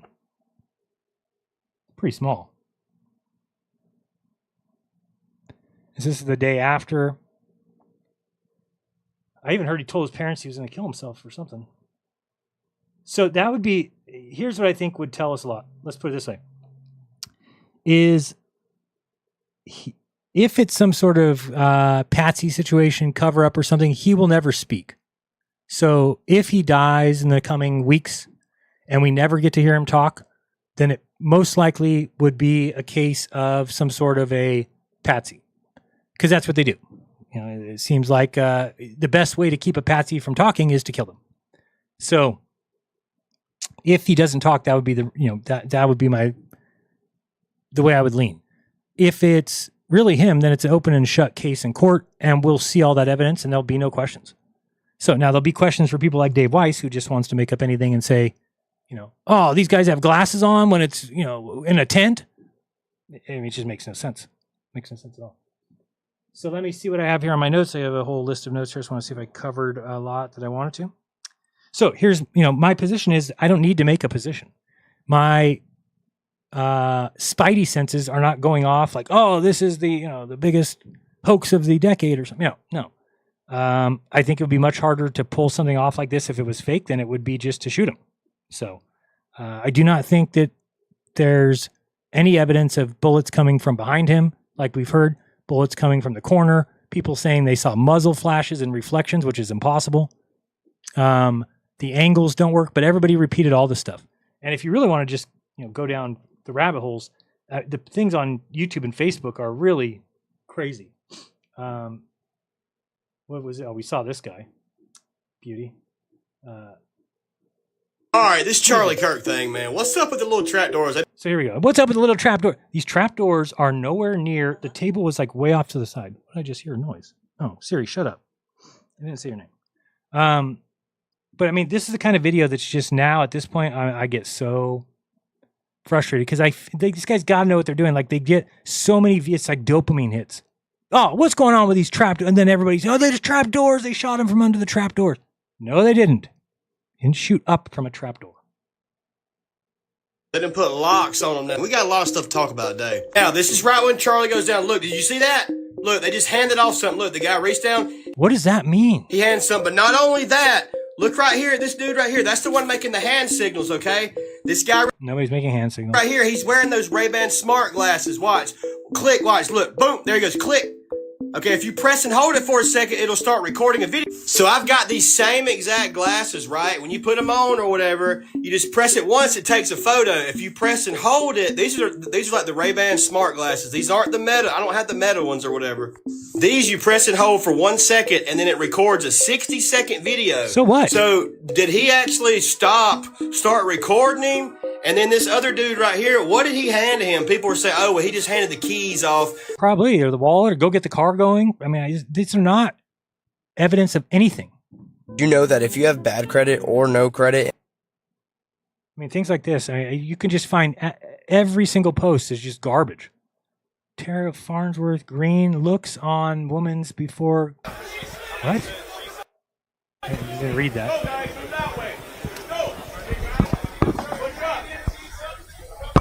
What did that thing say? I didn't read it. Definitely not fireworks.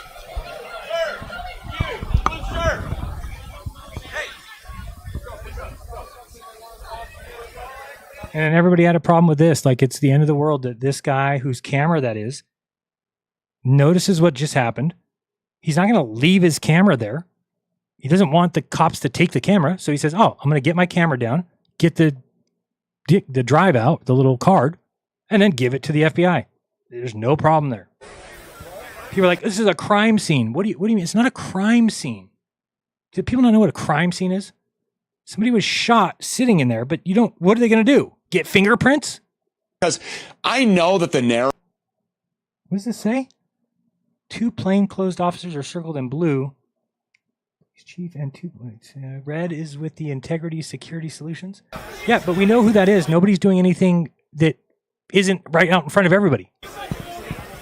This guy didn't put a blanket over the tent and then go in there and take the camera down. He did it right in front of everybody. And people act like they caught somebody. Oh, look at this guy. We caught him. No, he didn't. The other thing I hear, people saying there's no blood when he's getting carried to the car. They're all looking. It's the same thing that happened in Antarctica. There's no footsteps in the snow. You are talking about the shittiest version of a video. Wait. Definitely not fireworks.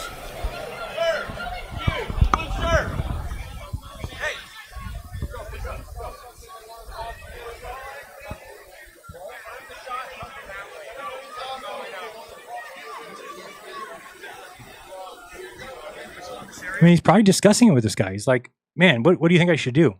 My camera was filming the whole time. Oh, you probably should grab the card. Should we cordon off this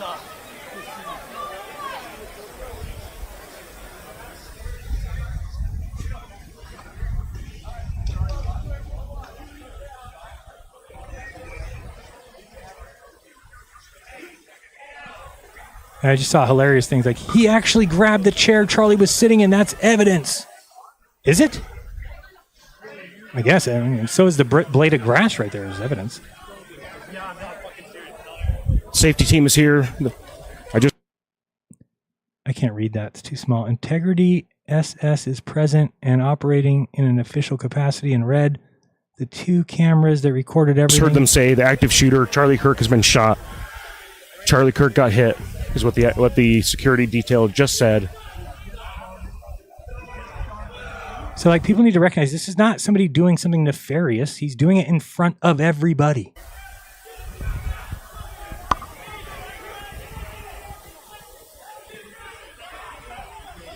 So he's not going to get away with hiding the camera or hiding the footage. You're going to know he has it. And then I heard somebody say, oh, he hands it to this guy who hides it in his hat. I'm like, what?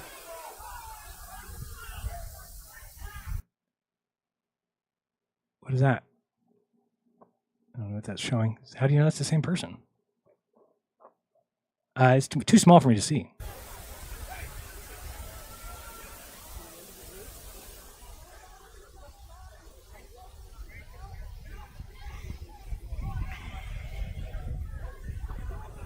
I don't understand where somebody said he handed it to him and he hid it in his hat. That's not hiding in your hat. Oh, boy. My son just messaged me and says that Charlie Kirk... You need to leave. Yes, sir.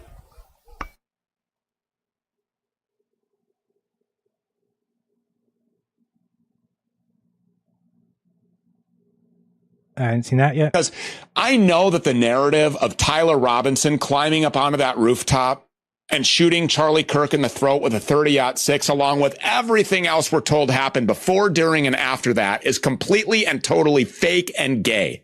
I mean, how do you know that? What is everything that they told us? It's because you get information from all these people on all these channels and you believe it all. So it seems like that can't all be true. But if you just bring it back to what we're being told, what does the evidence show? We see him walking down the street with a gun in his leg. We see the ring cameras. You can go to Google and see where that is. He goes down in the tunnel. The tunnel's the first place that has the video camera that gets him. We see him walking through the tunnel. We see him go down. See him come up in the stairwell. See him go onto the street. We know he goes through that building. There's a camera of him in the building. He goes up the stairs. He's on the roof. So what, Stu, is so crazy and bullshit? Then he shoots the guy. 3 seconds later, we have video of him running. Now we've got 10 seconds later, him getting off the roof. So he's quite a bit ahead of everybody. He runs across, puts the gun in a wooded area and a towel, which we already seen him have. So then you start hearing all these people say he screwed the scope on at the event. So all that stuff is just people saying things. Why not wait? But again, Stu Peters makes money by being flashy. So if he just said what I'm saying, this is not how you make money. You don't make money by saying, hey, let's wait. Let's see what happens. The mainstream story or the main story seems like it's feasible. That's not what you do. So we are incentivizing people to make up the most outrageous bullshit they can because nobody cares. Because people are so in love with the idea of there being some nefarious group that's killing people like that, that they'll let you just lie to their face and they don't even care if you're wrong. They just like the fun. All I want is... Erica Kirk was introduced to Charlie Kirk through Donald Trump. She had been procured for like Donald Trump's pageants. She won like Miss Arizona or something. She was literally a registered actress and starred in... Dude, this guy was a registered... I mean, this guy's got a rap album. It's so bullshit how I mean, I just can't stand people who are going to capitalize and make all this money off of somebody's death by just... And again, knowing that makes me sick that I could do that. And the sad thing is, once I realize I could do it, and then I look at the world, I'm like, everybody else is fucking doing it. And nobody even cares. It's like, this is the way you make money now. You just, you get buy-in from people that what you're doing is making sense and what you're doing is, God's work. And it's just ridiculous to me. Really ridiculous. All right, let's get out of there. What do we have here? Oh, let me show you the Simpsons thing. That's where it's insane. Do I have that image? So if you look up, we'll just look it up so you can see. Watch this. I mean, if you just, it's so sad because when I see it on Facebook, there's like, if you look on the internet, at least you'll find the alternative position. Simpsons predict Kirk. But again, if you see it here, it's going to say a bunch of debunked. There's going to be fact checks. Simpson predicted death of Charlie Kirk. So look at it. If somebody just sees that, clicks on it. Let's see what we get. God damn it. Hold on. My mouse got stuck. Shoot. Sorry, my mouse got stuck. I couldn't get there. All right. So, I mean, this is all fake. There's no such episode. No such scenes. Oh, look at the clock show. I mean, it's just such a... And here's the thing. Fuck you to whoever's doing this. You're a garbage human and a piece of shit. Okay? Knock it off. They have predicted some stuff pretty crazy, but they've also had a fucking ton of episodes. But they never did this, and it's like the fact that people won't even look into it. And I mean, look at 4.5 thousand comments. I mean, this is the 8 million plays. So if you ever had a question, if you don't know, on YouTube, if you make original content, it's,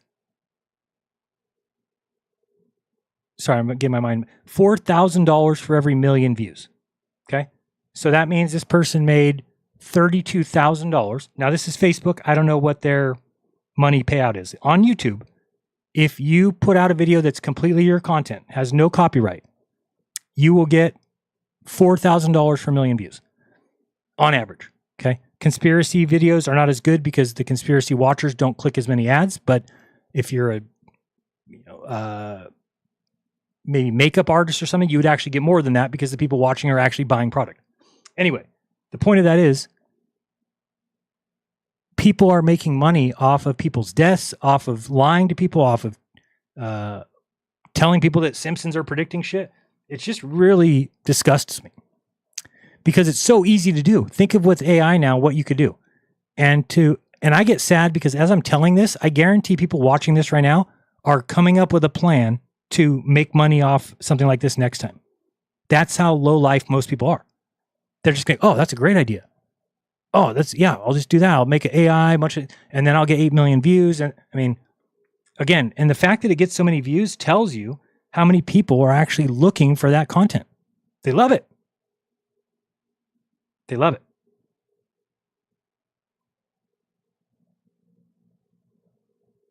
Okay. So anyway, I don't know if I need to go much further along. Actually, Carly Kirk just exposed as an inside job blood sacrifice. How? I mean, it's just everything I've seen. There's not been video, anything so definitely compelling. stick around until you see this. It should be, let me see. It's like, it's about 11 and a half minutes. Actually, no, 12 minutes. It'll be about 12 minutes into the video. All right, I got a big video for you guys. And I am fighting through the stomach flu right now. This says footage of Charlie Kirk smiling. What? Get one in the morning, as they have come accustomed to getting, but not to mention this is a... Oh, I hate that you can't fast forward or anything. Oh, there we go. Now you can. Suspicious package detonated before nearby Turning Point, USA. What? Dude, I'm sorry. Like, my brain is not functioning on a very high level right now. I mean, so I don't know. I mean, like, there's... So again, I have such a problem because what these guys are doing, it's just content. Go through the news articles of today and just question it. I don't know. It's weird. This is weird. Saying it's all just getting out of content. an abundance of caution. What does that mean exactly? It's just getting content. How did you recognize that exactly? And again, the worst evidence is a person's recollection of an event. So I don't take what people say. And also, people are always like, oh, they're such bad actors. No, it's because they're not acting. I see is they don't know how to act. I see the bullet hit his neck, and yeah, he's just telling a story. The ground. And by the way, I think I recognized immediately. By the way, everybody who tells a story embellishes.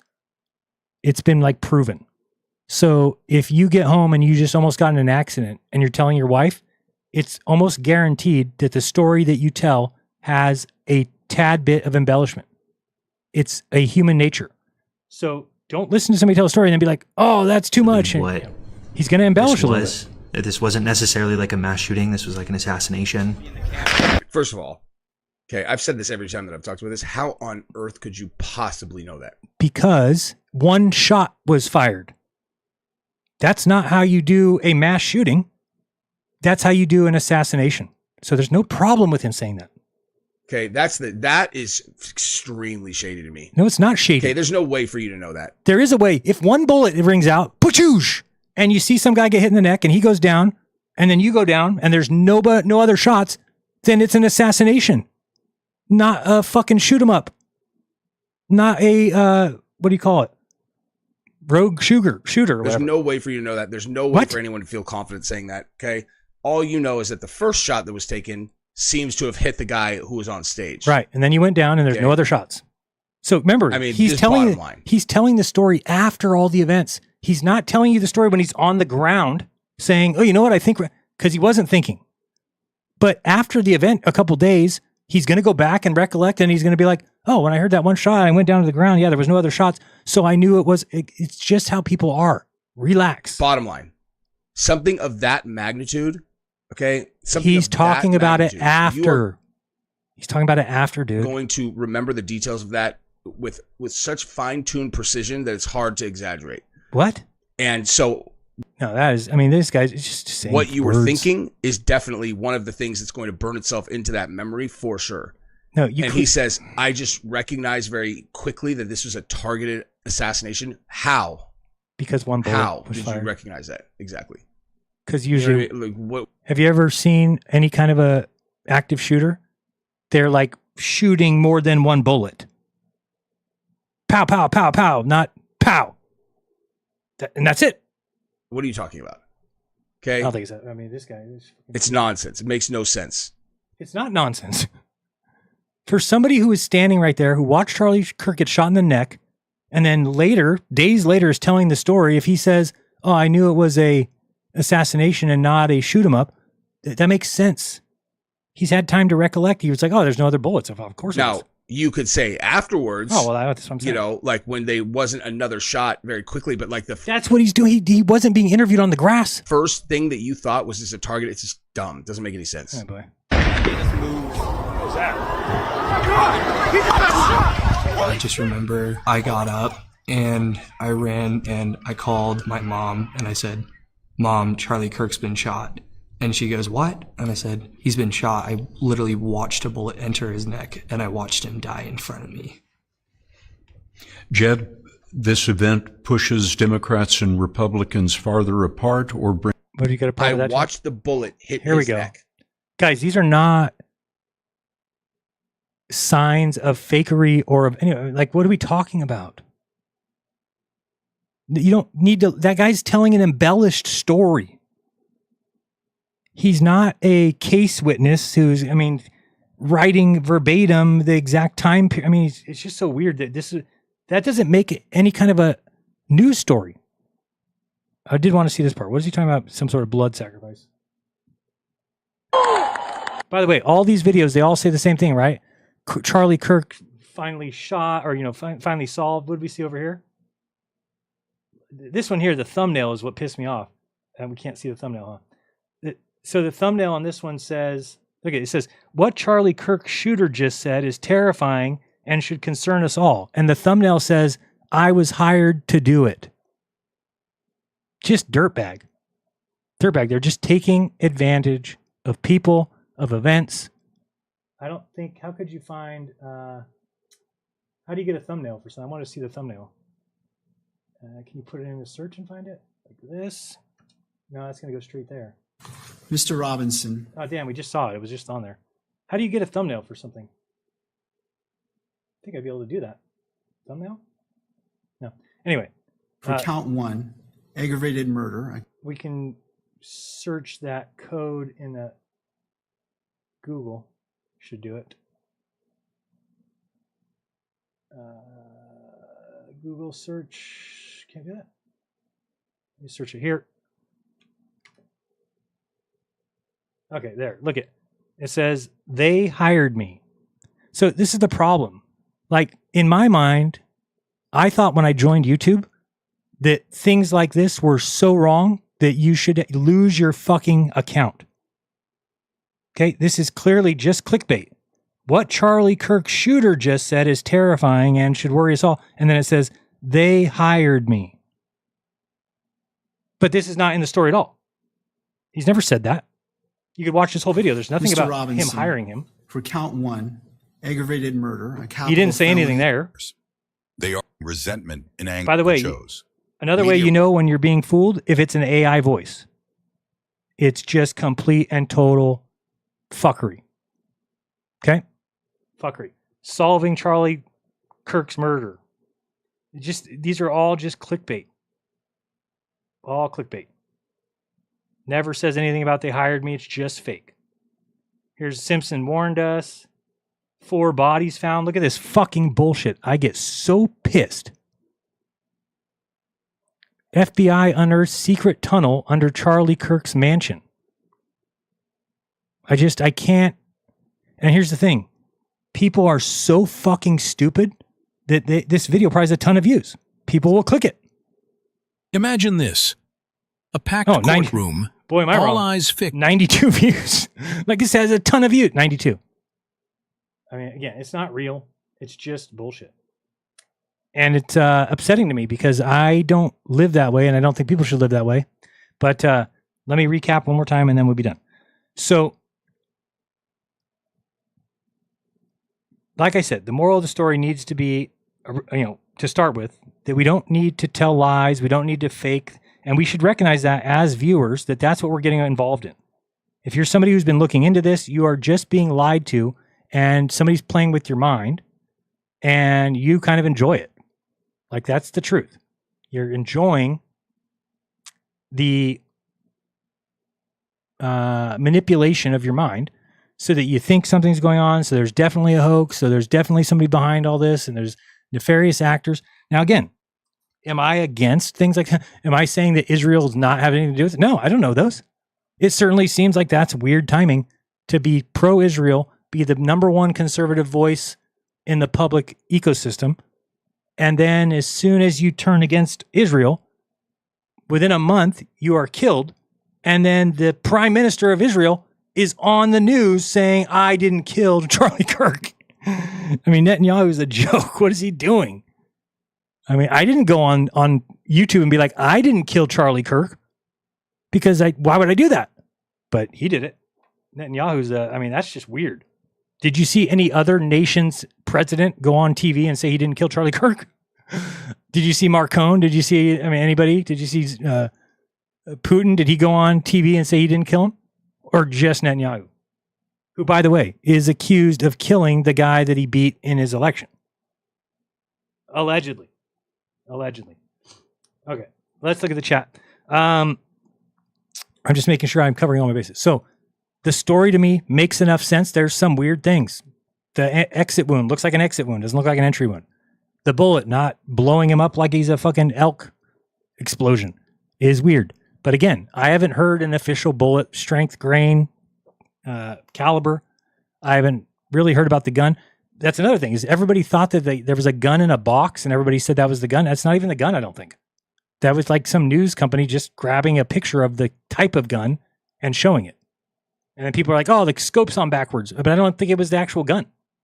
Unless somebody wants to correct me on that. We're going to go over to my other channel in a second, and people can correct me on whatever they want. Especially if you've got something that you think is...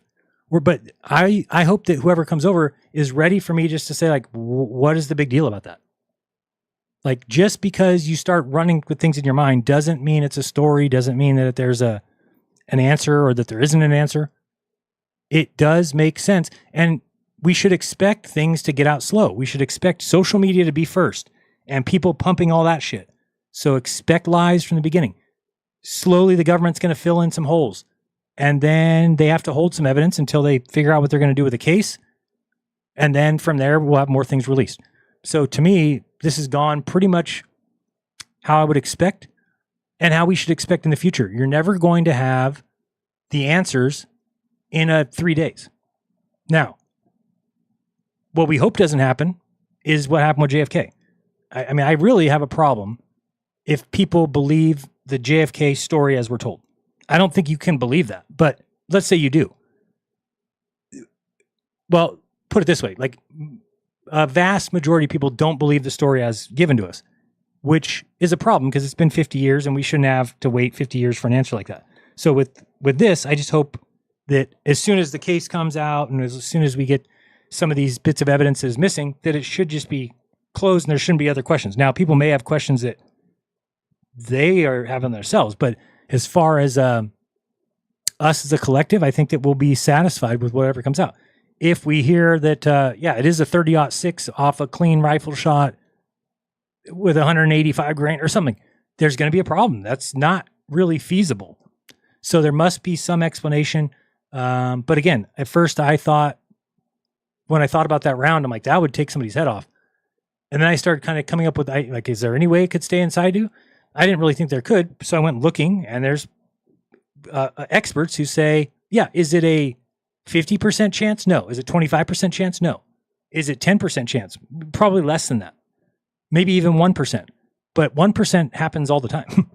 I mean, if something has a 1 in a million chance, it happens, 80,000 times a day? You know, I mean, or whatever, that would be 8,000 times.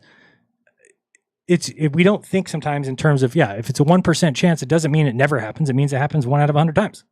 So again, that would be weird to me if they just, it's a straight up 30-06 and it stayed inside of him. That doesn't really happen much. But again, did it hit his spine? Did it, it would sever his spine. I mean, again, I don't know a ton about guns, but I know the size. I can picture the size of that bullet. And if the gun is firing 140 yards and it's definitely got enough punch to put a bullet like that or a round like that through somebody. So that we still have to find out about. The text messages seem so fake, but again, that doesn't mean much. That's my feelings, right? I feel like those text messages are fake. Oh, great, Jaron. If they went to his phone and that's the text message on the phone, then they're probably not fake. Or maybe it was the furry trans guy trying to clear his name or we don't know. But that'll come out. And I do think Kash Patel is at least trying to be open. And that's a good thing. I mean, I get that they have to have a case. They can't give all the information, but we should get all the information soon, right? Maybe a year or less. And then everything should be on the table. And that's something that never really happened with JFK. I mean, the guy's brain was stolen, just we don't even know where the bullet, like there's different stories. The pictures in the hospital are different wounds. You have arguments going on between all these doctors at the hospital. So that the whole JFK story does seem like a more than a single crazy man. It was a calculated CIA murder, really. And probably using a CIA agent in Oswald as either a patsy or hired gun. But I've heard people say, 4 or 5 killers were at that location. Have you ever been there? I don't know if you've ever been there. It is incredible how it seems like a movie set. It is so small. Dealey Plaza is so tiny. You're looking at it like, wow, this is like everything happened right here. It's kind of crazy. But I heard that there's they had a bunch of people at the end, and exactly where it happened to. That was the end of the route, right? So he's going through town. He's going through the turns. That was the final. I mean, he's done. At the end of that, there is no more parade. So you could just tell that this is not just some crazy Russian who's just, up in the book depository where he works and just happens to lean out and take a shot that no professional can take or make. So I'm trying to think of what other things I gotta look at my list here. I did have a couple things. So we got that. We talked about that. Again, I could find all the things that people said that were insane. But it's mostly just liars and grifters and people taking your money is what you're going to get, is what you will get. Let me see here. So I'm just going to search real quick on Facebook because I just want to see. I want to show you these posts you got to be aware of because I think they are stealing from people. I just can't stand and it's all flat earthers. All the flat earthers, they just treat humans like they're garbage. They just are there. They have no shame, no filter, nothing. They just are rude. This person says, I've been an orbiter, Charlie Kirk content subscriber. Truth be told, I say to all you Trump lovers, I know nothing of the man, never met him, but I don't get it. Like, what do they do? Look at, she's crying here, but she's happy here. Who fucking cares? A person whose husband died is allowed to smile. You garbage people. Oh my God. Thank you. Thank you, by the way. I want to give this guy a like. It's like, oh my God, didn't know you weren't allowed to smile or speak about our past loved ones with a smile on our face. I'm glad no one judged me, my grief. Grief looks different for different people. Some get rid of things right away. Others hold on to things. No, and it's like she will lay in bed crying some nights. There's 2 songs that if I'm out in my garage high and one of those songs comes on, I'm done. I'm done. I'm starting to think about my mom. The whole fucking night's over. Okay, so that happens. But I also go days at a time where I try not to think of her. So it's just my way of dealing with grief. My sister cries every fucking day. And I don't. I pack it away. People handle things differently. It's not okay to say, oh, Jaron, his mom didn't really die because he doesn't cry every day. Shut up. Oh, this is real good. This person says, I trust my own intuition, and I have a hard time believing what you're saying, as even a year or so later, even me talking about your dad's car changed your emotion and demeanor. Think about that and really about the sequence of events. Yeah. And you know what? If you talked about it now, it would probably be different than right after it happened. I would still be probably more affected now. Oh, Stu Peters is back. What the hell is going on here?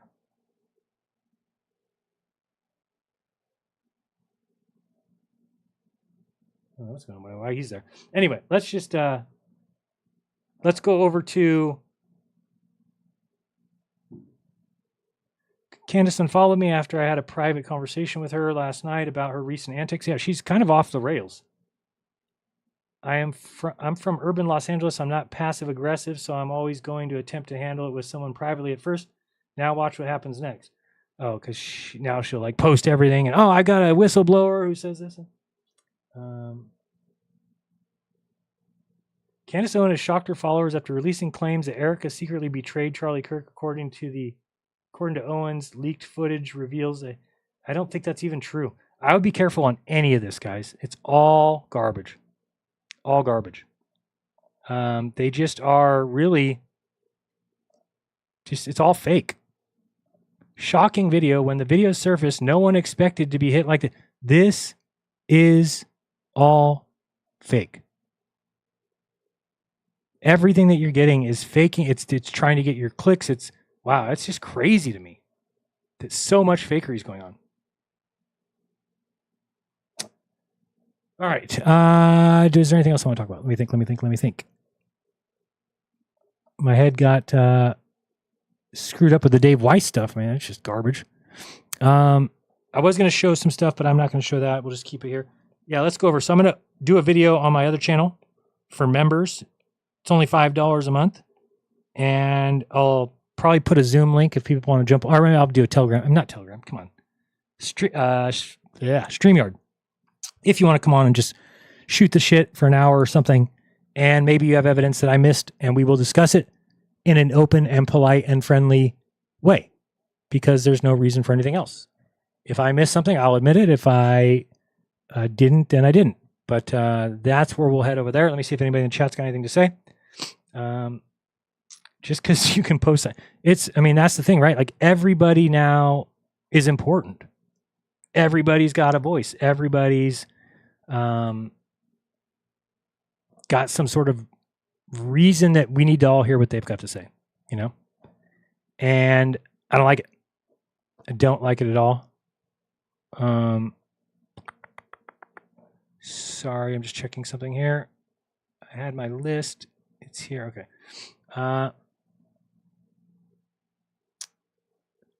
Oh, yeah, I was going to talk a lot at the beginning. I forgot. So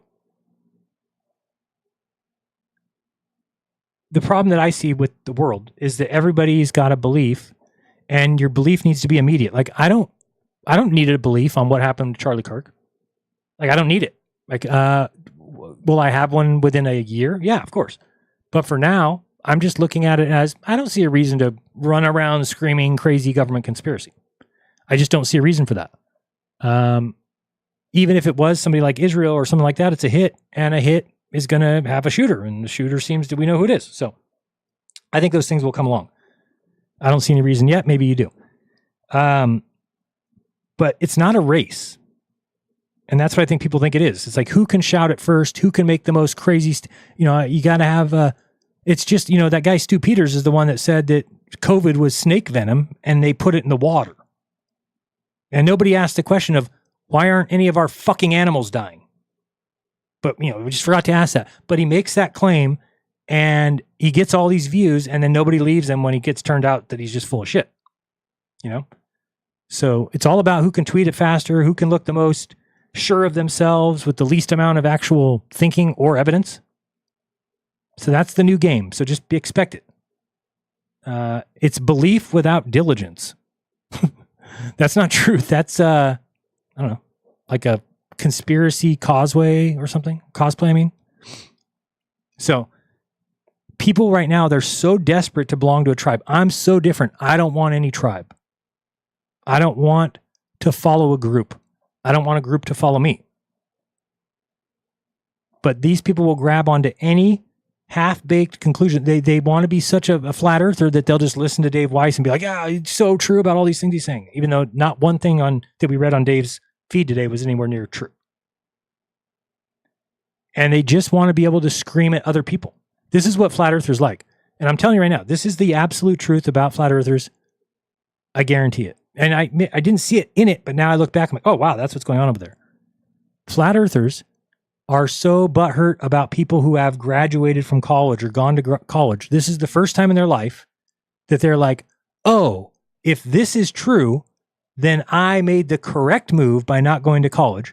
You made the dumbass move by going to college and getting a degree because they lied to you every day. You're a fucking idiot because of it. And I'm smart because I didn't go get smart in school. That's flat earth. It's a empowering position for somebody who didn't go to college. Because guess what? It means you were right not to go to college, and people who did are indoctrinated government lackeys.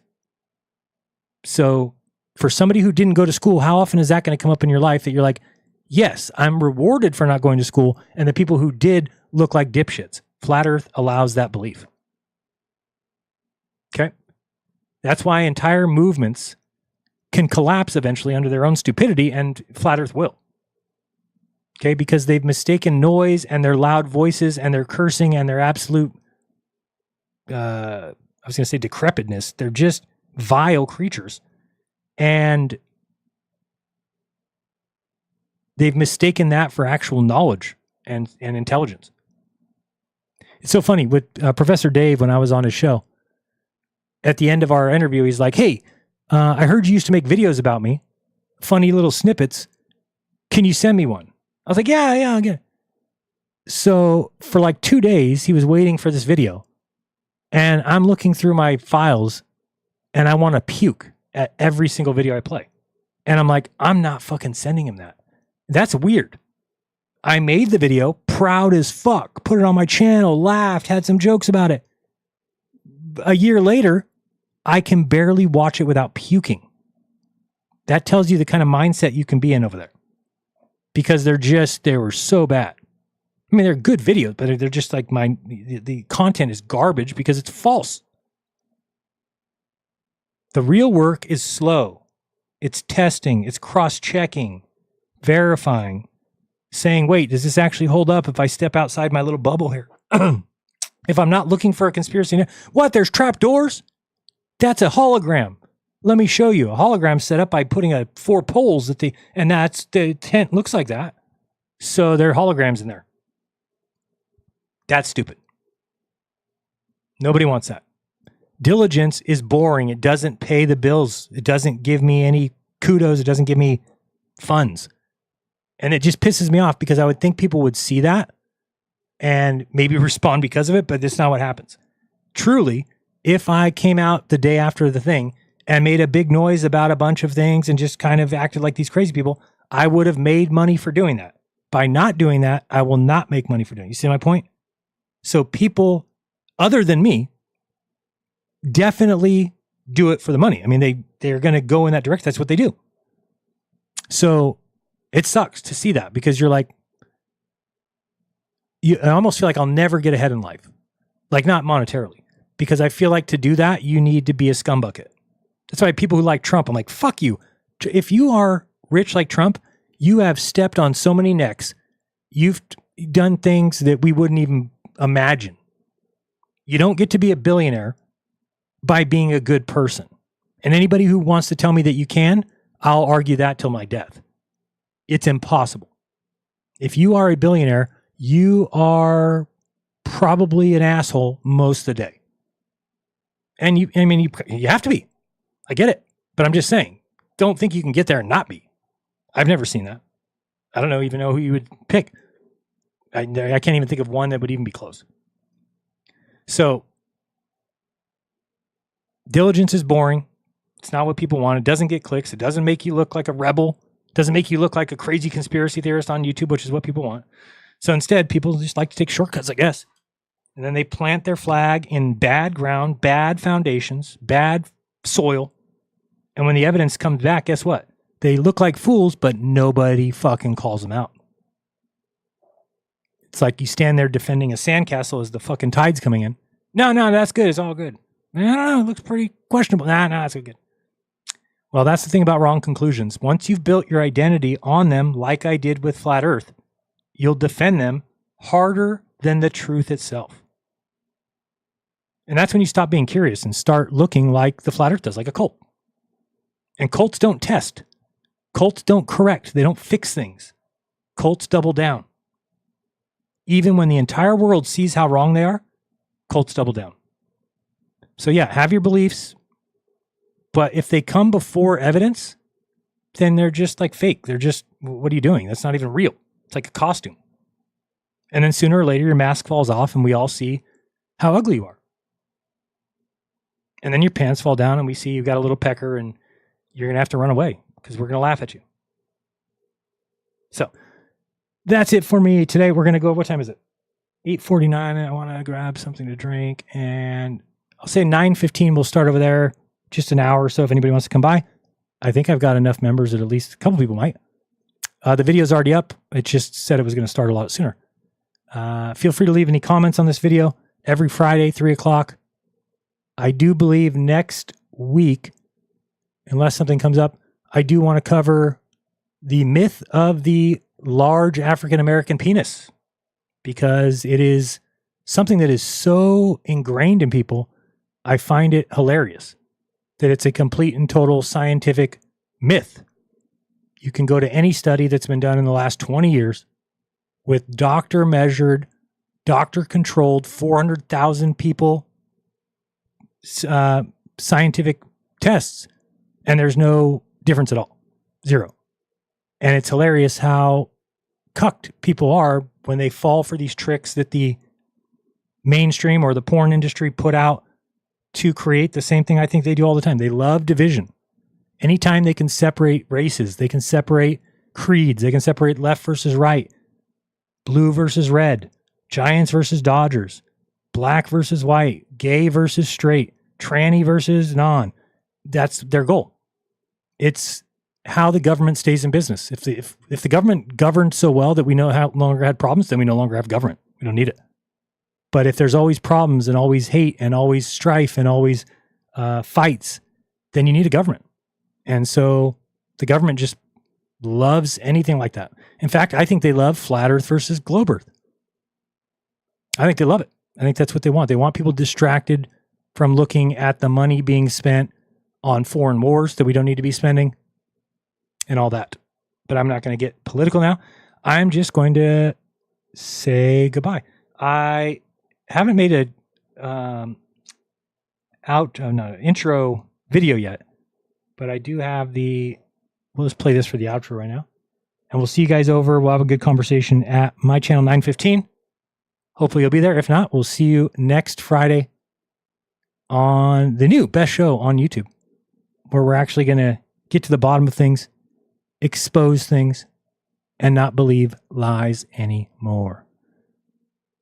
I need to come up with a saying. I only have my other one. I remind you, do your own research. When you do, you'll never again believe it. You can't tell the shape of the ground by looking at the lights in the sky. You can. They tell you that it's definitely, certainly, 100% a sphere. Love you guys. This has been Jeranism. And interesting. Peace. Welcome to Interesting Test. Welcome to Interesting Test. Welcome to Interesting.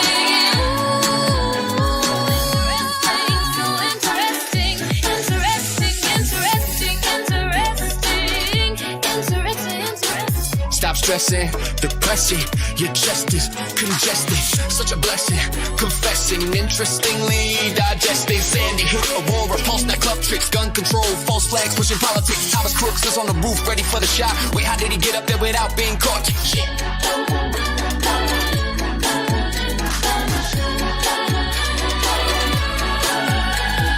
January 6th was a psyop, CA actors all around. Gaslit on 9/11, how did Building 7 come down? Shout out to Stoneman, Douglas, another ruse. Fuck the MK Ultra asset and patching the coons. The Boston bombing finish line wasn't any fun. No, was that time Vegas at Rebellion 91. Nimble Paddock, had case you fill the cat. San Bernardino black SUV, where the fuck you at?